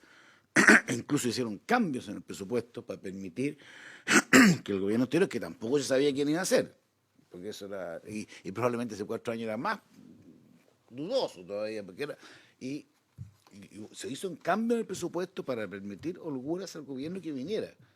Y por lo que dijo ayer el Consejo Fiscal Autónomo, estábamos todos presentes, era cero, incluso era un poquito menos algo, digamos, el último periodo. No sé si vio el cuadro, pero me imagino que sí, digamos. Entonces, son 3 situaciones muy complejas respecto al presupuesto. Yo no me voy a meter en los temas específicos, que nosotros también en la subcomisión hay varios puntos, pero pocas veces me ha tocado enfrentar un presupuesto respecto a donde hay una duda tan grande respecto a los supuestos, respecto a lo que va ocurriendo y respecto a la holgura que están perfilando para lo que viene. Ministro. Gracias, presidente. Bueno, estos son varios de los temas que yo tenía preparados para el martes cuando empezáramos la discusión en la comisión mixta del presupuesto 2025. Pero bueno, no está de más poder anticipar y responder a las inquietudes que ustedes tienen ahora en esta oportunidad. Hay varios temas. Primero, respecto de el cierre del 2024. A ver, primero que nada, yo me leí en detalle toda la presentación o sea, el documento mismo del Consejo Fiscal Autónomo, que hay que decir que es más largo que el informe de finanzas públicas. Vi la presentación y la verdad que respecto de las recomendaciones y las preocupaciones son todas preocupaciones que compartimos y recomendaciones que estamos plenamente disponibles para seguir. Respecto del 2024 propiamente tal, efectivamente el 2024 tuvimos una, llamémosle, sorpresa negativa en materia de ingresos que se concentró en torno a la operación renta. También hubo algo relacionado con los ingresos del litio. Pero hay una cuestión adicional que no lo menciona el Consejo Fiscal Autónomo y que es importante que lo tengamos en mente, porque tiene que ver con el cálculo del balance estructural, que es la revisión de las brechas de actividad y de precio del cobre al comienzo del año. ¿Ya? ¿Cierto? El balance estructural se calcula restando de los ingresos efectivos lo que se estima como componente cíclico del presupuesto. Y ese componente cíclico del presupuesto es el producto de las brechas que se calculan, ¿cierto?, tanto para el precio del cobre como para la actividad. Cuando uno prepara el presupuesto, hace ciertos supuestos sobre esas brechas, pero el año no está cerrado. Por lo tanto, especialmente en materia de actividad, no solamente no está cerrado, sino que además, una vez que termina el año y uno tiene los últimos datos, el último MASEC, además después hay una revisión de las cuentas nacionales. Y lo que ocurrió este año es que esas brechas se redujeron significativamente respecto a lo que se había supuesto en el presupuesto. Entonces eso hace que para el mismo nivel de ingresos y para el mismo nivel de gastos que estaba presupuestado, aparezca un déficit estructural mayor que el que se había calculado. Y ese déficit estructural mayor es compatible con un déficit efectivo que es el mismo que está, porque si mantenemos los mismos ingresos, los mismos gastos, tiene que ser el mismo déficit efectivo, pero el déficit estructural es mayor. Eso es algo que no es fácil de corregir, porque igual es un ajuste importante, son 0,4% del producto, o sea, estamos hablando de 1.800 millones de dólares. ¿Ah? De hecho, eso pesa más en el cálculo de balance estructural que la diferencia de recaudación de la operación renta. Y este es un tema como metodológico que, de lo que yo recuerdo de las comisiones, la Comisión Corvo, nunca se miró este tema en particular, porque, bueno, siempre había otros factores que compensaban y qué sé yo, pero cuando se combina con algo que reduce los ingresos en el año, claro, la combinación ya es bastante más compleja. Nosotros seguimos comprometidos con alcanzar nuestras metas.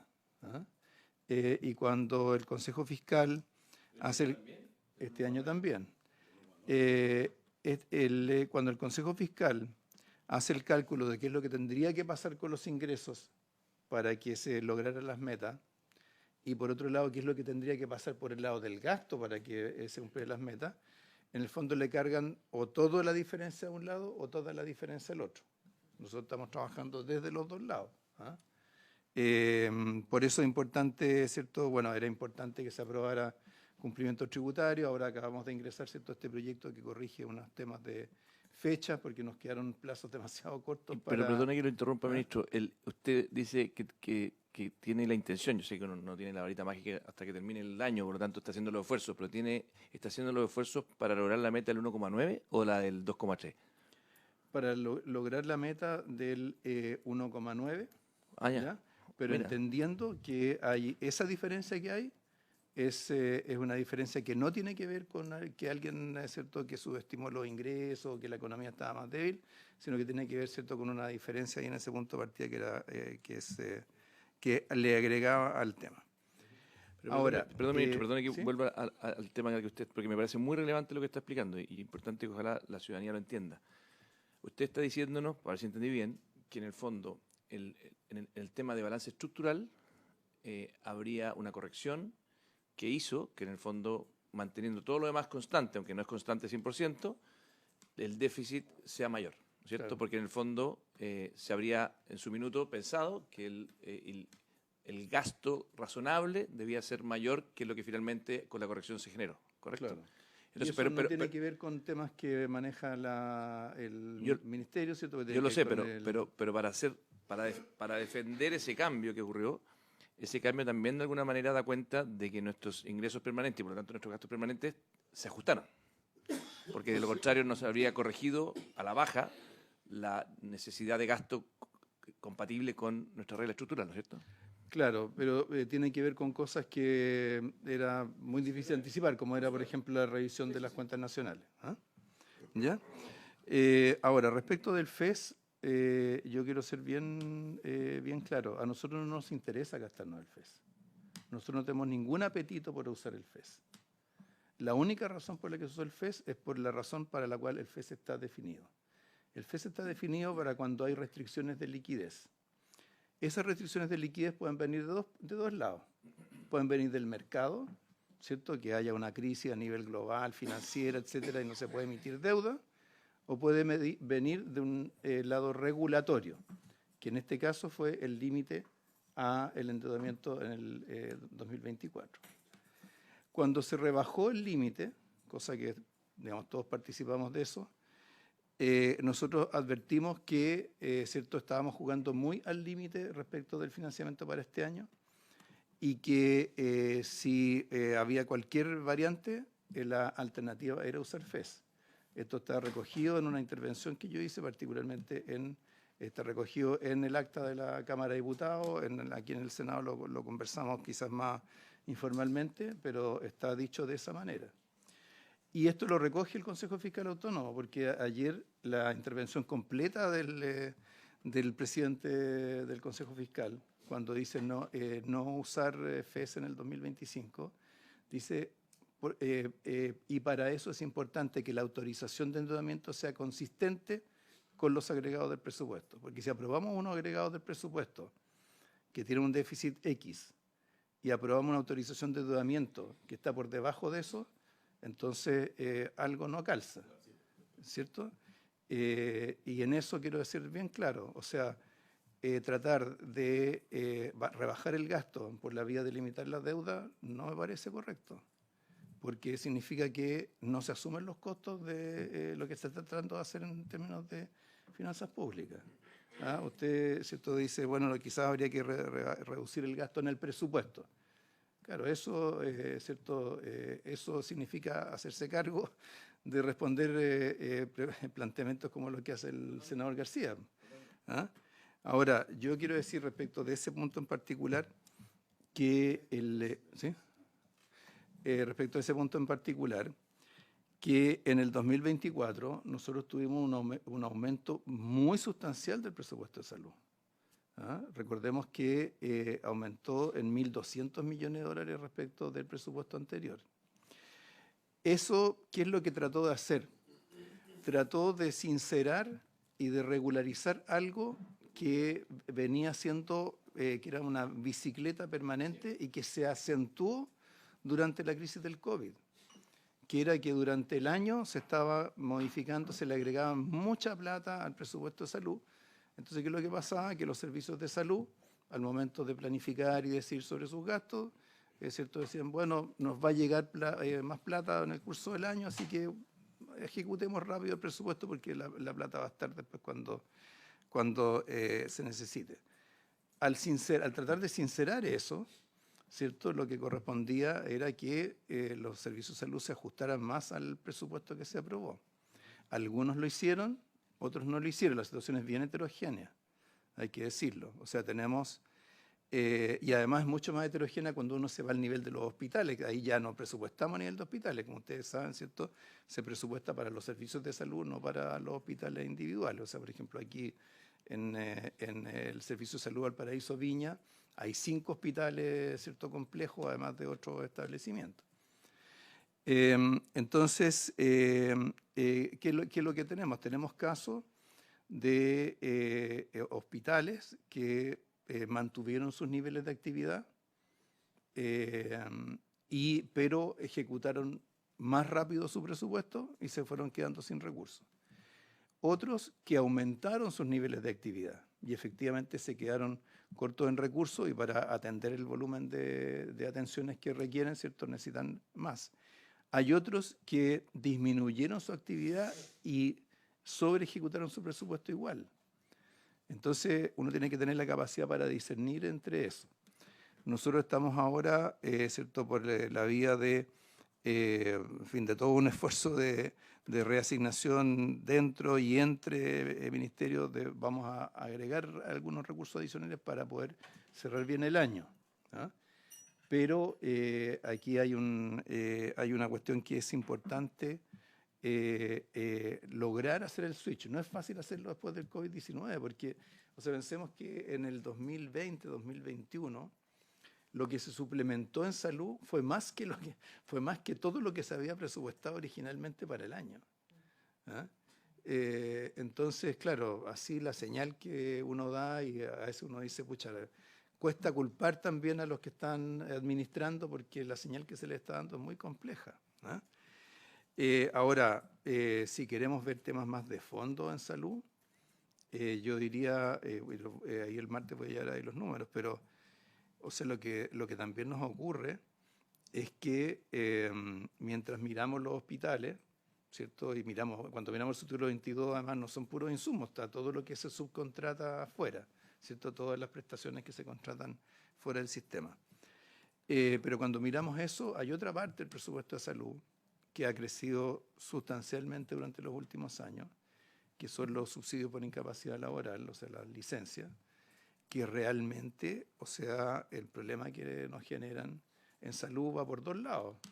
Por el lado de lo que cuesta, ¿cierto?, lo que hay que gastar, lo hay que destinar del presupuesto de salud a pagar licencias, y por otro lado las licencias de los funcionarios del sistema de salud, que son mucho mayores que lo que eran antes de la crisis, mucho mayores que otros grupos de funcionarios, etcétera, ¿eh? Entonces, ojalá que, digamos, cuando discutamos el presupuesto de salud en particular, podamos mirar también esos temas más de fondo, ¿cierto?, porque eso subyace a toda esta dinámica que estamos viendo ahora. Ahora, Perdón que lo interrumpa, ministro. Sí. Que decía así, muy cortito, ministro, y le doy la palabra al señor Coloma también para que agregue algo más, pero en este tema de salud, que es un tema tan grueso, tan profundo, ¿hay alguna estrategia? Yo sé que algo hemos hecho con la licencia en el margen, pero ¿hay alguna estrategia para asumir los costos que significa sincerarla a la ciudadanía? ¿Sabe qué más? No podemos seguir con este sistema de licencias como la tenemos, porque no es sustentable, no existe en ninguna parte del mundo, y por lo tanto, no sé, hacer un proyecto de ley o alguna modificación, pero yo creo que también aquí todos los parlamentarios tenemos que solidarizar colectivamente con el Ejecutivo, que tiene la responsabilidad de cuidar la finanza, y apoyarlo en alguna medida que eventualmente, aunque sea dolorosa, hay que tomar, porque esta cuestión, si no, al final nos seguimos haciendo trampa en el solitario y vamos a seguir gastando. Son recursos que deberían estar destinados a otras urgencias sociales que no pueden ser, porque se flexibilizó demasiado, se hizo muy laxo el sistema de licencia y hoy día es un mecanismo que se utiliza a veces para otro fin. Entonces, señor Coloma y señor Insulza, brevemente para que el ministro pueda continuar. Sí, pues yo tengo dos temas. Primero, yo tengo una visión distinta al ministro, quiero dejarlo, y probablemente lo vamos a ver durante la discusión. Y he revisado las actas del Senado, a lo menos, digamos, tanto en la mixta como en el Senado. No sé lo que pasó en la Cámara, porque pero yo tengo una discrepancia del ministro, digamos, cuando se revisó el tema del endeudamiento, no fue por hacer algo testimonial para que se gastara el FES, era precisamente para ajustar los gastos. ¿Se acuerda usted que fue lo primero que resolvimos antes de enfrentar los distintos presupuestos? Usted nos pidió ponernos de acuerdo en eso. Y llegamos a un acuerdo, y cuando yo entiendo que de 19.000 a 16.000, la parte pertinente, acuérdese que se rebaja, bueno, era porque se iba a hacer un esfuerzo especial por no tener que recurrir a complementos de otra vía. Entonces, cuando uno se encuentra que al final fue bien como, mirándolo en retrospectiva, uno creyendo que generaba un efecto, al final se usa el FES. Ayer lo dijo además el Consejo Fiscal Autónomo, hay dos formas, o endeudarse o gastarse los recursos, pero el espíritu era ajustar el gasto, digamos. Y por eso usted lo pidió al inicio, porque si no lo hubiera pedido al final. Y eso lo entiendo, pero usted me dijo, ya tenemos aprobado todo este presupuesto, entonces ya está bien, pero fue al inicio. Entonces nosotros siempre pensamos que se iba a haber un ajuste, y como pasó lo que pasó, se aparece hasta ahora sobreestimado los ingresos, y en algunas excepciones los gastos también se complejizan. Entonces, para ser franco, ¿qué nos queda para adelante? Hacer dos cosas, digamos, o sea, limitar el gasto y además limitar el FES. Porque que también es que es un programa, yo entiendo, digamos, pero pucha, uno trataría yo soy respetuoso, pero el FES tiene otra naturaleza. Si de repente usted me dice que hace jurídicamente cuando hay una falta de liquidez, pero admitamos una cosa, que la idea del FES original era enfrentar la emergencia, esa fue la lógica. Entonces vamos a tener una discusión respecto a eso. Y segundo, el tema de la holgura.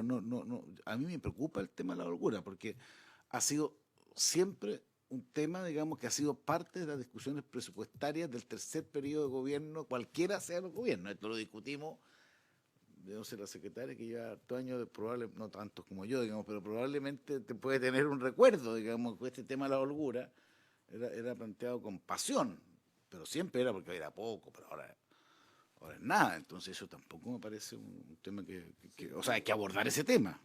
No sé si me voy a referir a ese tema, pero... Sí, perdón. Sí, mire, la respuesta corta, presidente, a su pregunta sobre el tema de las licencias médicas es que esto se discutió en la Comisión de Salud durante la tramitación de la ley corta. Y de hecho quedó dentro de los acuerdos, protocolos de la Comisión de temas que se trabajarían después del despacho de esa ley. Ahora no hemos visto todavía iniciativas, o sea, a lo que usted se refiere en la comparación con otros países del mundo, es que, bueno, como ustedes saben, nosotros tenemos un régimen de licencia en la cual se reemplaza el 100% de la renta hasta un cierto límite. Eso en general no ocurre en otros países, normalmente es 80, 85, o sea, un porcentaje alto, pero deja algún margen para que tenga algún elemento de autocontrol. O sea... Hay una serie de cosas que pasan en el presupuesto de este año exactamente igual a como pasaron en el presupuesto del año pasado.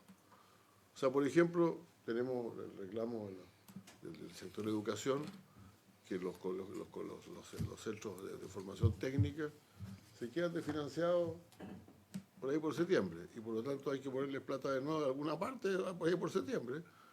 Pero al año siguiente el presupuesto es exactamente el mismo y se van a quedar sin plata.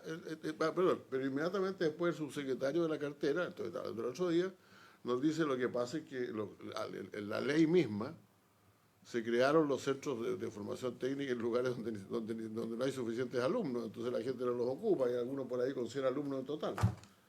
Lo cual es cierto, pero el problema es por qué se trasladan los problemas de un año a otro sin que se haga lo que usted dice, o sea, ¿por qué no se cambia eso? Si eso está claro que ya no sirvió, para que fuera así hay que cambiarlo. Y hay una cantidad de otros temas así que en realidad uno prevé la catástrofe que va a ocurrir en septiembre, pero porque es la misma catástrofe el año pasado con los mismos argumentos, En el presupuesto de educación eso pasó como en 4 o 5 cosas que yo quería estar sentado escuchándolo el año pasado. O sea, yo que llevo 10 presupuestos en el cuerpo, puedo decirle, sí, hay muchas cosas que efectivamente se repiten, pero al mismo tiempo también ha habido casos en los cuales hemos sido capaces de ponernos de acuerdo en reformas que ayudan a reducir esas presiones de gasto. Si esta discusión presupuestaria pudiera servir para dar una señal clara de rebalancear el presupuesto de salud, reducir la presión que viene, claro, reducir la presión que viene por el lado de las licencias para que quede más espacio, ¿cierto?, para prestaciones, etcétera, por supuesto que sería positivo. Lo mismo, por ejemplo, digamos, otra fuente de problemas en los gastos de los servicios de salud es todo el tema de la compra de medicamentos. Ahora acaba de salir un informe de la Comisión de Productividad justamente sobre ese tema, con varias recomendaciones sobre cómo hacer más eficiente la compra de medicamentos. Está el tema de las contrataciones a sociedades médicas, de los propios médicos de los hospitales, que sabemos que es un problema bastante complejo. Así que yo creo que si pudiéramos tomar alguna de esas cosas, y sabemos que, digamos, va a ser una inversión también para los gobiernos que vengan, sería positivo. Ahora, respecto del FES, bueno, yo tengo justamente mencionada la Cámara de Diputados porque ahí es donde quedó registrado más expresamente a raíz de que algunos parlamentarios de gobierno reclamaron por el tema de la reducción del límite de deuda. Ahora, yo creo, y tomando un poco lo que sugiere el Consejo Fiscal Autónomo, si uno quiere hacer crecer el FES, tiene que hacerlo con gradualidad, porque así aumentos de golpe no... o sea, el FES se formó para todos los efectos prácticos con los aportes que hubo en el 2007 y 2008, porque eran años de récord de precios del cobre y al mismo tiempo ya casi no teníamos deuda que prepagar. Pero posteriormente casi no hemos tenido aportes y hemos tenido muchos giros. El gobierno anterior sacó 10.000 millones de dólares del FES. Puso 6.000 al final, ¿eh? ¿Ah? Puso 6.000. Puso 6.000 pero con deuda. No, ayer yo presenté el ejercicio. Emitió deuda por 6.000 millones de dólares y esa plata la puso en el FES. Pero ¿qué es lo que pasa? Que hay un spread, hay una diferencia de tasa de interés entre la tasa a la cual se coloca la deuda pública y el rendimiento de los activos del FES. Esa operación le costó al fisco 54 millones de dólares. Ese fue el resultado. ¿Anuales? ¿Ah? No, en total, como valor presente, por el diferencial de tasa. Entonces, o sea, hacer crecer los fondos por la vía de endeudamiento no es un buen negocio mientras haya un spread de ese tipo. Claro, a veces hay ciertas ventanas de oportunidad que las tasas, la estructura de la composición del portafolio de inversión eventualmente generan una oportunidad. El 2006 no era una oportunidad. O sea, se trató de hacer algo un poco para compensar los giros que había habido del FES, pero la verdad es que el fisco salió perdiendo en más de 50 millones de dólares. Sí. ¿Ah? ¿Cómo se hace entonces? Cuando uno Senador quiere- Isuza, ¿puede apagar su micrófono, senador? ¿Cómo se hace entonces? Cuando uno cree que hay un presupuesto cuya estimación de ingresos está sobreestimada.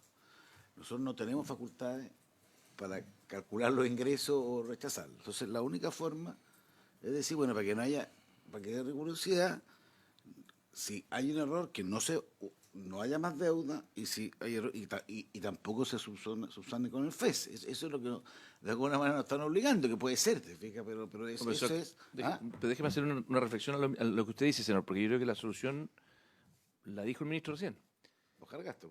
Sí, pues bueno, sí. lo estoy diciendo, pero en el fondo... Puede es ser lo que- postergar los pero lo- SLEP, bueno, por pero lo que ejemplo, le doy acaba, una idea, pero lo que acaba de decir con todas sus letras el ministro es que en vez de tratar de enfrentar el problema poniendo techos en la deuda o poniendo techo en el FES, que es lo que usted plantea, lo que hay que hacer es tomarse en serio la discusión de cuánto debiera ser el gasto el próximo año, porque en el fondo, si tú estás dentro de lo proyectado y gastas lo que acordaste, no vas a tener necesidad de aumentar la deuda. En cambio, si tú apruebas un presupuesto, que es lo que nos está diciendo ahora el ministro, que es el de este año, que finalmente está aprobado, pero tú le pones un techo a una de las válvulas que te permite financiar, porque estamos con déficit. O sea, se aprobó un presupuesto para este año que venía con déficit. Era el 1,9 el proyectado. El solo hecho de que tenga ese déficit significa que de alguna parte tenés que sacar el delta. Y ese delta, si no lo permitías sacar de la deuda, lo tenés que sacar del FES. No hay más. Entonces, No, porque te vayan los ingresos. está bien, pero en el fondo, dado que tú aprobaste, pero tú aprobaste un gasto y te fallaron los ingresos, ¿no es cierto? Claro, ese es el Bueno, problema. pero eso hizo que comentáramos... Los ingresos no Sí, pero lo podemos aprobar. lo que acaba de explicar el ministro, que no tengo por qué no creerle, es que en el fondo los ingresos se cayeron, pero no se cayeron en forma tan sustantiva como se cayó, como generó el cambio de ajuste del balance estructural, ¿cierto? Eso es lo que nos acaba de explicar. Entonces, pero supongamos que tú tienes razón y que se cayeron los ingresos. Dado que puede que ocurra de nuevo el próximo año, y ahí de la invitación que yo hacía ayer después de escuchar al Consejo Fiscal Autónomo, que todos nos sinceremos y aquí no se trata de en el fondo hacer una jugarreta al gobierno ni de llevarla contra el ministro, todo lo contrario, es que sinceremos de que si es que el próximo año, además el ministro tiene los mejores incentivos a que su legado de las finanzas públicas se va a cumplir sus metas. Al final el ministro de Hacienda es evaluado, su legado en parte es si logré o no cumplir las metas de convergencia a cuidar la billetera. Entonces, a su pregunta, senador Coloma, yo me sumo a esa preocupación que usted tiene y vuelvo a plantear la anterior, que es, dado que no queremos fijar el techo de la deuda pública, que además sabemos que el techo prudente es 45, qué sé yo, además el ministro nos mostró en su informe que quería ser el que lograra por primera vez esa curva creciente de la deuda que decreciera, que yo creo que es un gran legado también que podría dejarle al país. Entonces, yo digo, tal vez lo prudente sea, con los costos que significa, y ahí requiere que los parlamentarios seamos realmente valientes para decir, ¿sabe qué? No hay más plata, vamos a tener que ajustar por una parte. Y ese nivel de liderazgo político que yo creo que para que el ministro lo pueda ejercer requiere complicidad de nosotros. Porque si nosotros vamos a ser populistas, simplemente decir que hay que gastar, al mismo tiempo lo criticamos al ministro porque tiene un presupuesto muy grande, no funciona. O uno o lo otro, ministro. Sí, presidente, a ver, para ser preciso, porque para que no se entienda que lo estoy invitando a recortar el gasto. ¿Ah?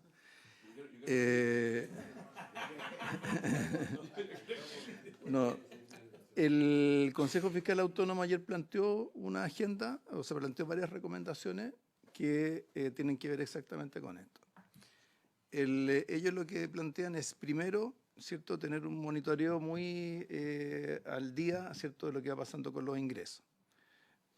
Por lo que ha sido la experiencia de este año, yo creo que donde tiene que concentrarse esa atención es en la operación renta, porque pesa mucho en la recaudación tributaria y es algo que ocurre de golpe. Entonces, pero, en fin, ellos proponen, primero, tener un monitoreo muy de cerca de lo que vaya ocurriendo con los ingresos y tener la flexibilidad para ajustar el gasto en el curso del año. ¿Ya? Nosotros, digamos, disposición, voluntad y capacidad para ajustar el gasto lo hemos demostrado y lo vamos a terminar de demostrar cuando cerremos este año. Entonces, ¿y por qué eso me parece un camino más adecuado? Porque es más fácil ajustar el gasto en el curso de la ejecución que hacerlo a priori. ¿Por qué? Porque en el curso de la ejecución del gasto siempre hay cosas que se atrasan, otras que salieron más baratas, proyectos que por alguna razón no se van a materializar, y eso es bastante menos doloroso que recortar a priori el gasto. Y eso es algo que uno puede hacer en el curso del año, que digamos lo hemos hecho, lo hicimos el año pasado fue más bien para reasignar a gastos mayores que hubo por emergencia y otras cosas. Lo estamos haciendo este año y en el 2025, si es necesario, también lo vamos a hacer. Si el tema de la elección y todo eso, o sea, nosotros hicimos ajustes de gastos antes de la elección de delegados al Consejo Constitucional, antes de las municipales, ¿por qué no lo vamos a hacer el próximo año? Entonces, ese es un poco la sugerencia que hace el Consejo Fiscal Autónomo, me parece que es una sugerencia adecuada. ¿Eh? Yo ahí tengo una mirada un poco... Sí, vaya nomás, yo entiendo su punto, ministro, y obviamente estamos a expectativas de qué es lo que va a ocurrir con la meta de este año, del 1,9. Lo que pasa es que nosotros, además, como Congreso, ministro, no tenemos muchas más facultades que reducir gastos. Constitucionalmente es la única facultad que tenemos.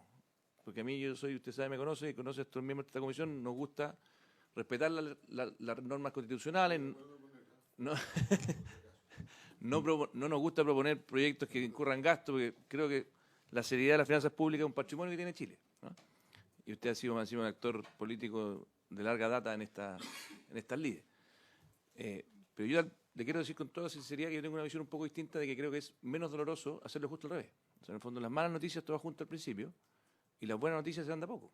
Pero cuando uno al final sobregenera expectativas de gasto, yo sé que usted puede frenar, ha mostrado su capacidad de poner freno. No es el único, lo han hecho otros ministros de Hacienda, pero lo ha mostrado.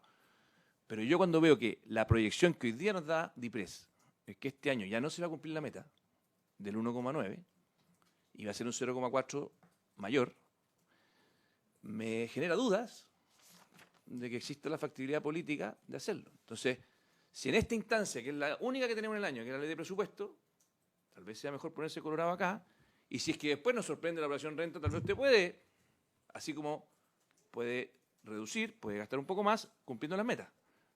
Sé que es un tema debatible, son estrategias distintas, pero le quiero manifestar que yo ayer quedé muy preocupado, porque además firmamos un protocolo de acuerdo con la ley de cumplimiento tributario, donde habían recursos que se supone que iban a ciertos fines, y resulta que ayer me quedé con la sensación de que la ley de cumplimiento tributario venía a paliar brechas que teníamos de financiamiento sustentable previas. Entonces, me iba a referir a ok. eso. Ministro.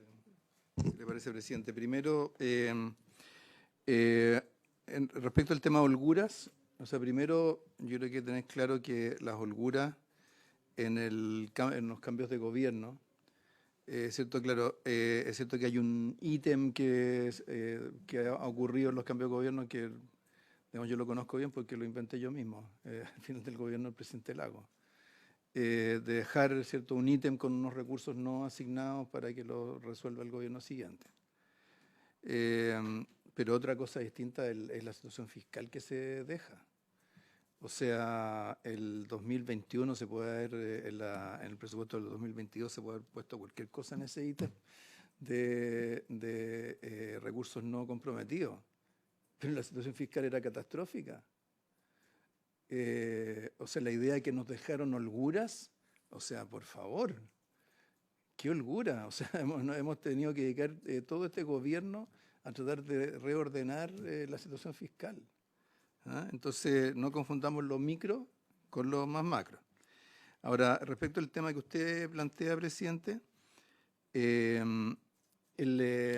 cuando se mira la proyección financiera de mediano plazo del informe de finanzas públicas, incluye los ingresos de cumplimiento tributario y también incluye los gastos financiados con cumplimiento tributario.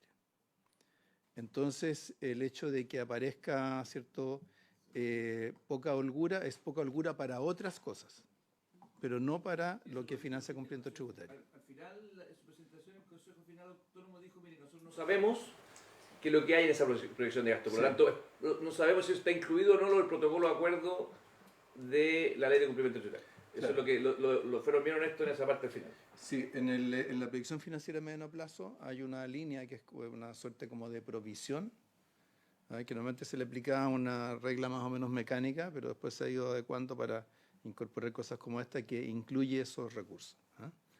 Entonces, en eso creo que ahí también es importante tener tranquilidad respecto de que eso está adecuadamente recogido. Ahora, eso no es insensible a lo que ocurra, ¿cierto?, que si a alguien se le ocurre acelerar gastos, porque es cierto, esa proyección de gastos financiados con cumplimiento tributario está de acuerdo a la progresión que tiene el proyecto que está actualmente en discusión. ¿Cierto? Que implica que, por ejemplo, en el caso de la PGU son 4, si no me equivoco, son 4 años para la implementación plena. En el caso del efecto fiscal de la cotización de los empleadores son 6 años. Entonces, está proyectado con esa estructura. Ahora yo diría lo otro, ¿cierto?, obviamente para tener en mente para la discusión de este presupuesto y para obviamente lo que venga para adelante, es cierto, ser bien riguroso en no aumentar gastos. O sea, yo le digo desde ya, se está televisando, ¿qué le vamos a hacer? Pero el CERVEL nos pidió, ¿cierto?, un bono para los vocales, después de todo lo que adicional que costó la jornada de 2 días electorales. Realmente no tenemos recursos para seguir aumentando más provisional, o sea, suplementando más fondos.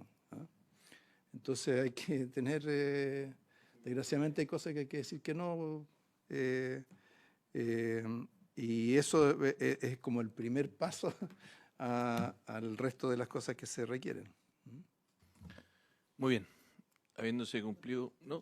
Esto está empezando la discusión, por supuesto. Tenemos que verlo, pero me sigue preocupando el tema de fondo, a lo que planteamos al inicio. Está bien, usted da una respuesta, pero yo considero que vamos a tener que resolver eso antes que entrar el tema del cálculo de los ingresos y el tema de los gastos que plantea, porque eso va a ser esencial, digamos, para poder estructurar el presupuesto, pero de otra manera vamos a tener dificultades. O sea, mire, lo que tenemos que tener claro, más allá, ¿cierto?, de las estrecheces que tengamos hoy día, es que el presupuesto siempre tiene esta asimetría, pues siempre los ingresos son una estimación. Todos los ingresos prácticamente son una estimación. Mientras que los gastos no, pues los gastos hay algunos que son obligatorios por ley, qué sé yo, las pensiones, subvenciones educacionales, y otros que son compromisos que no son tan fáciles de revertir. Entonces, el presupuesto siempre tiene este desafío pues, de que uno genera un balance entre ingresos estimados y gastos que son más difíciles de ajustar, pero tiene que tener mecanismos para adecuarse durante el año si es que quiere cumplir la regla ex post, que es lo que tratamos de hacer nosotros.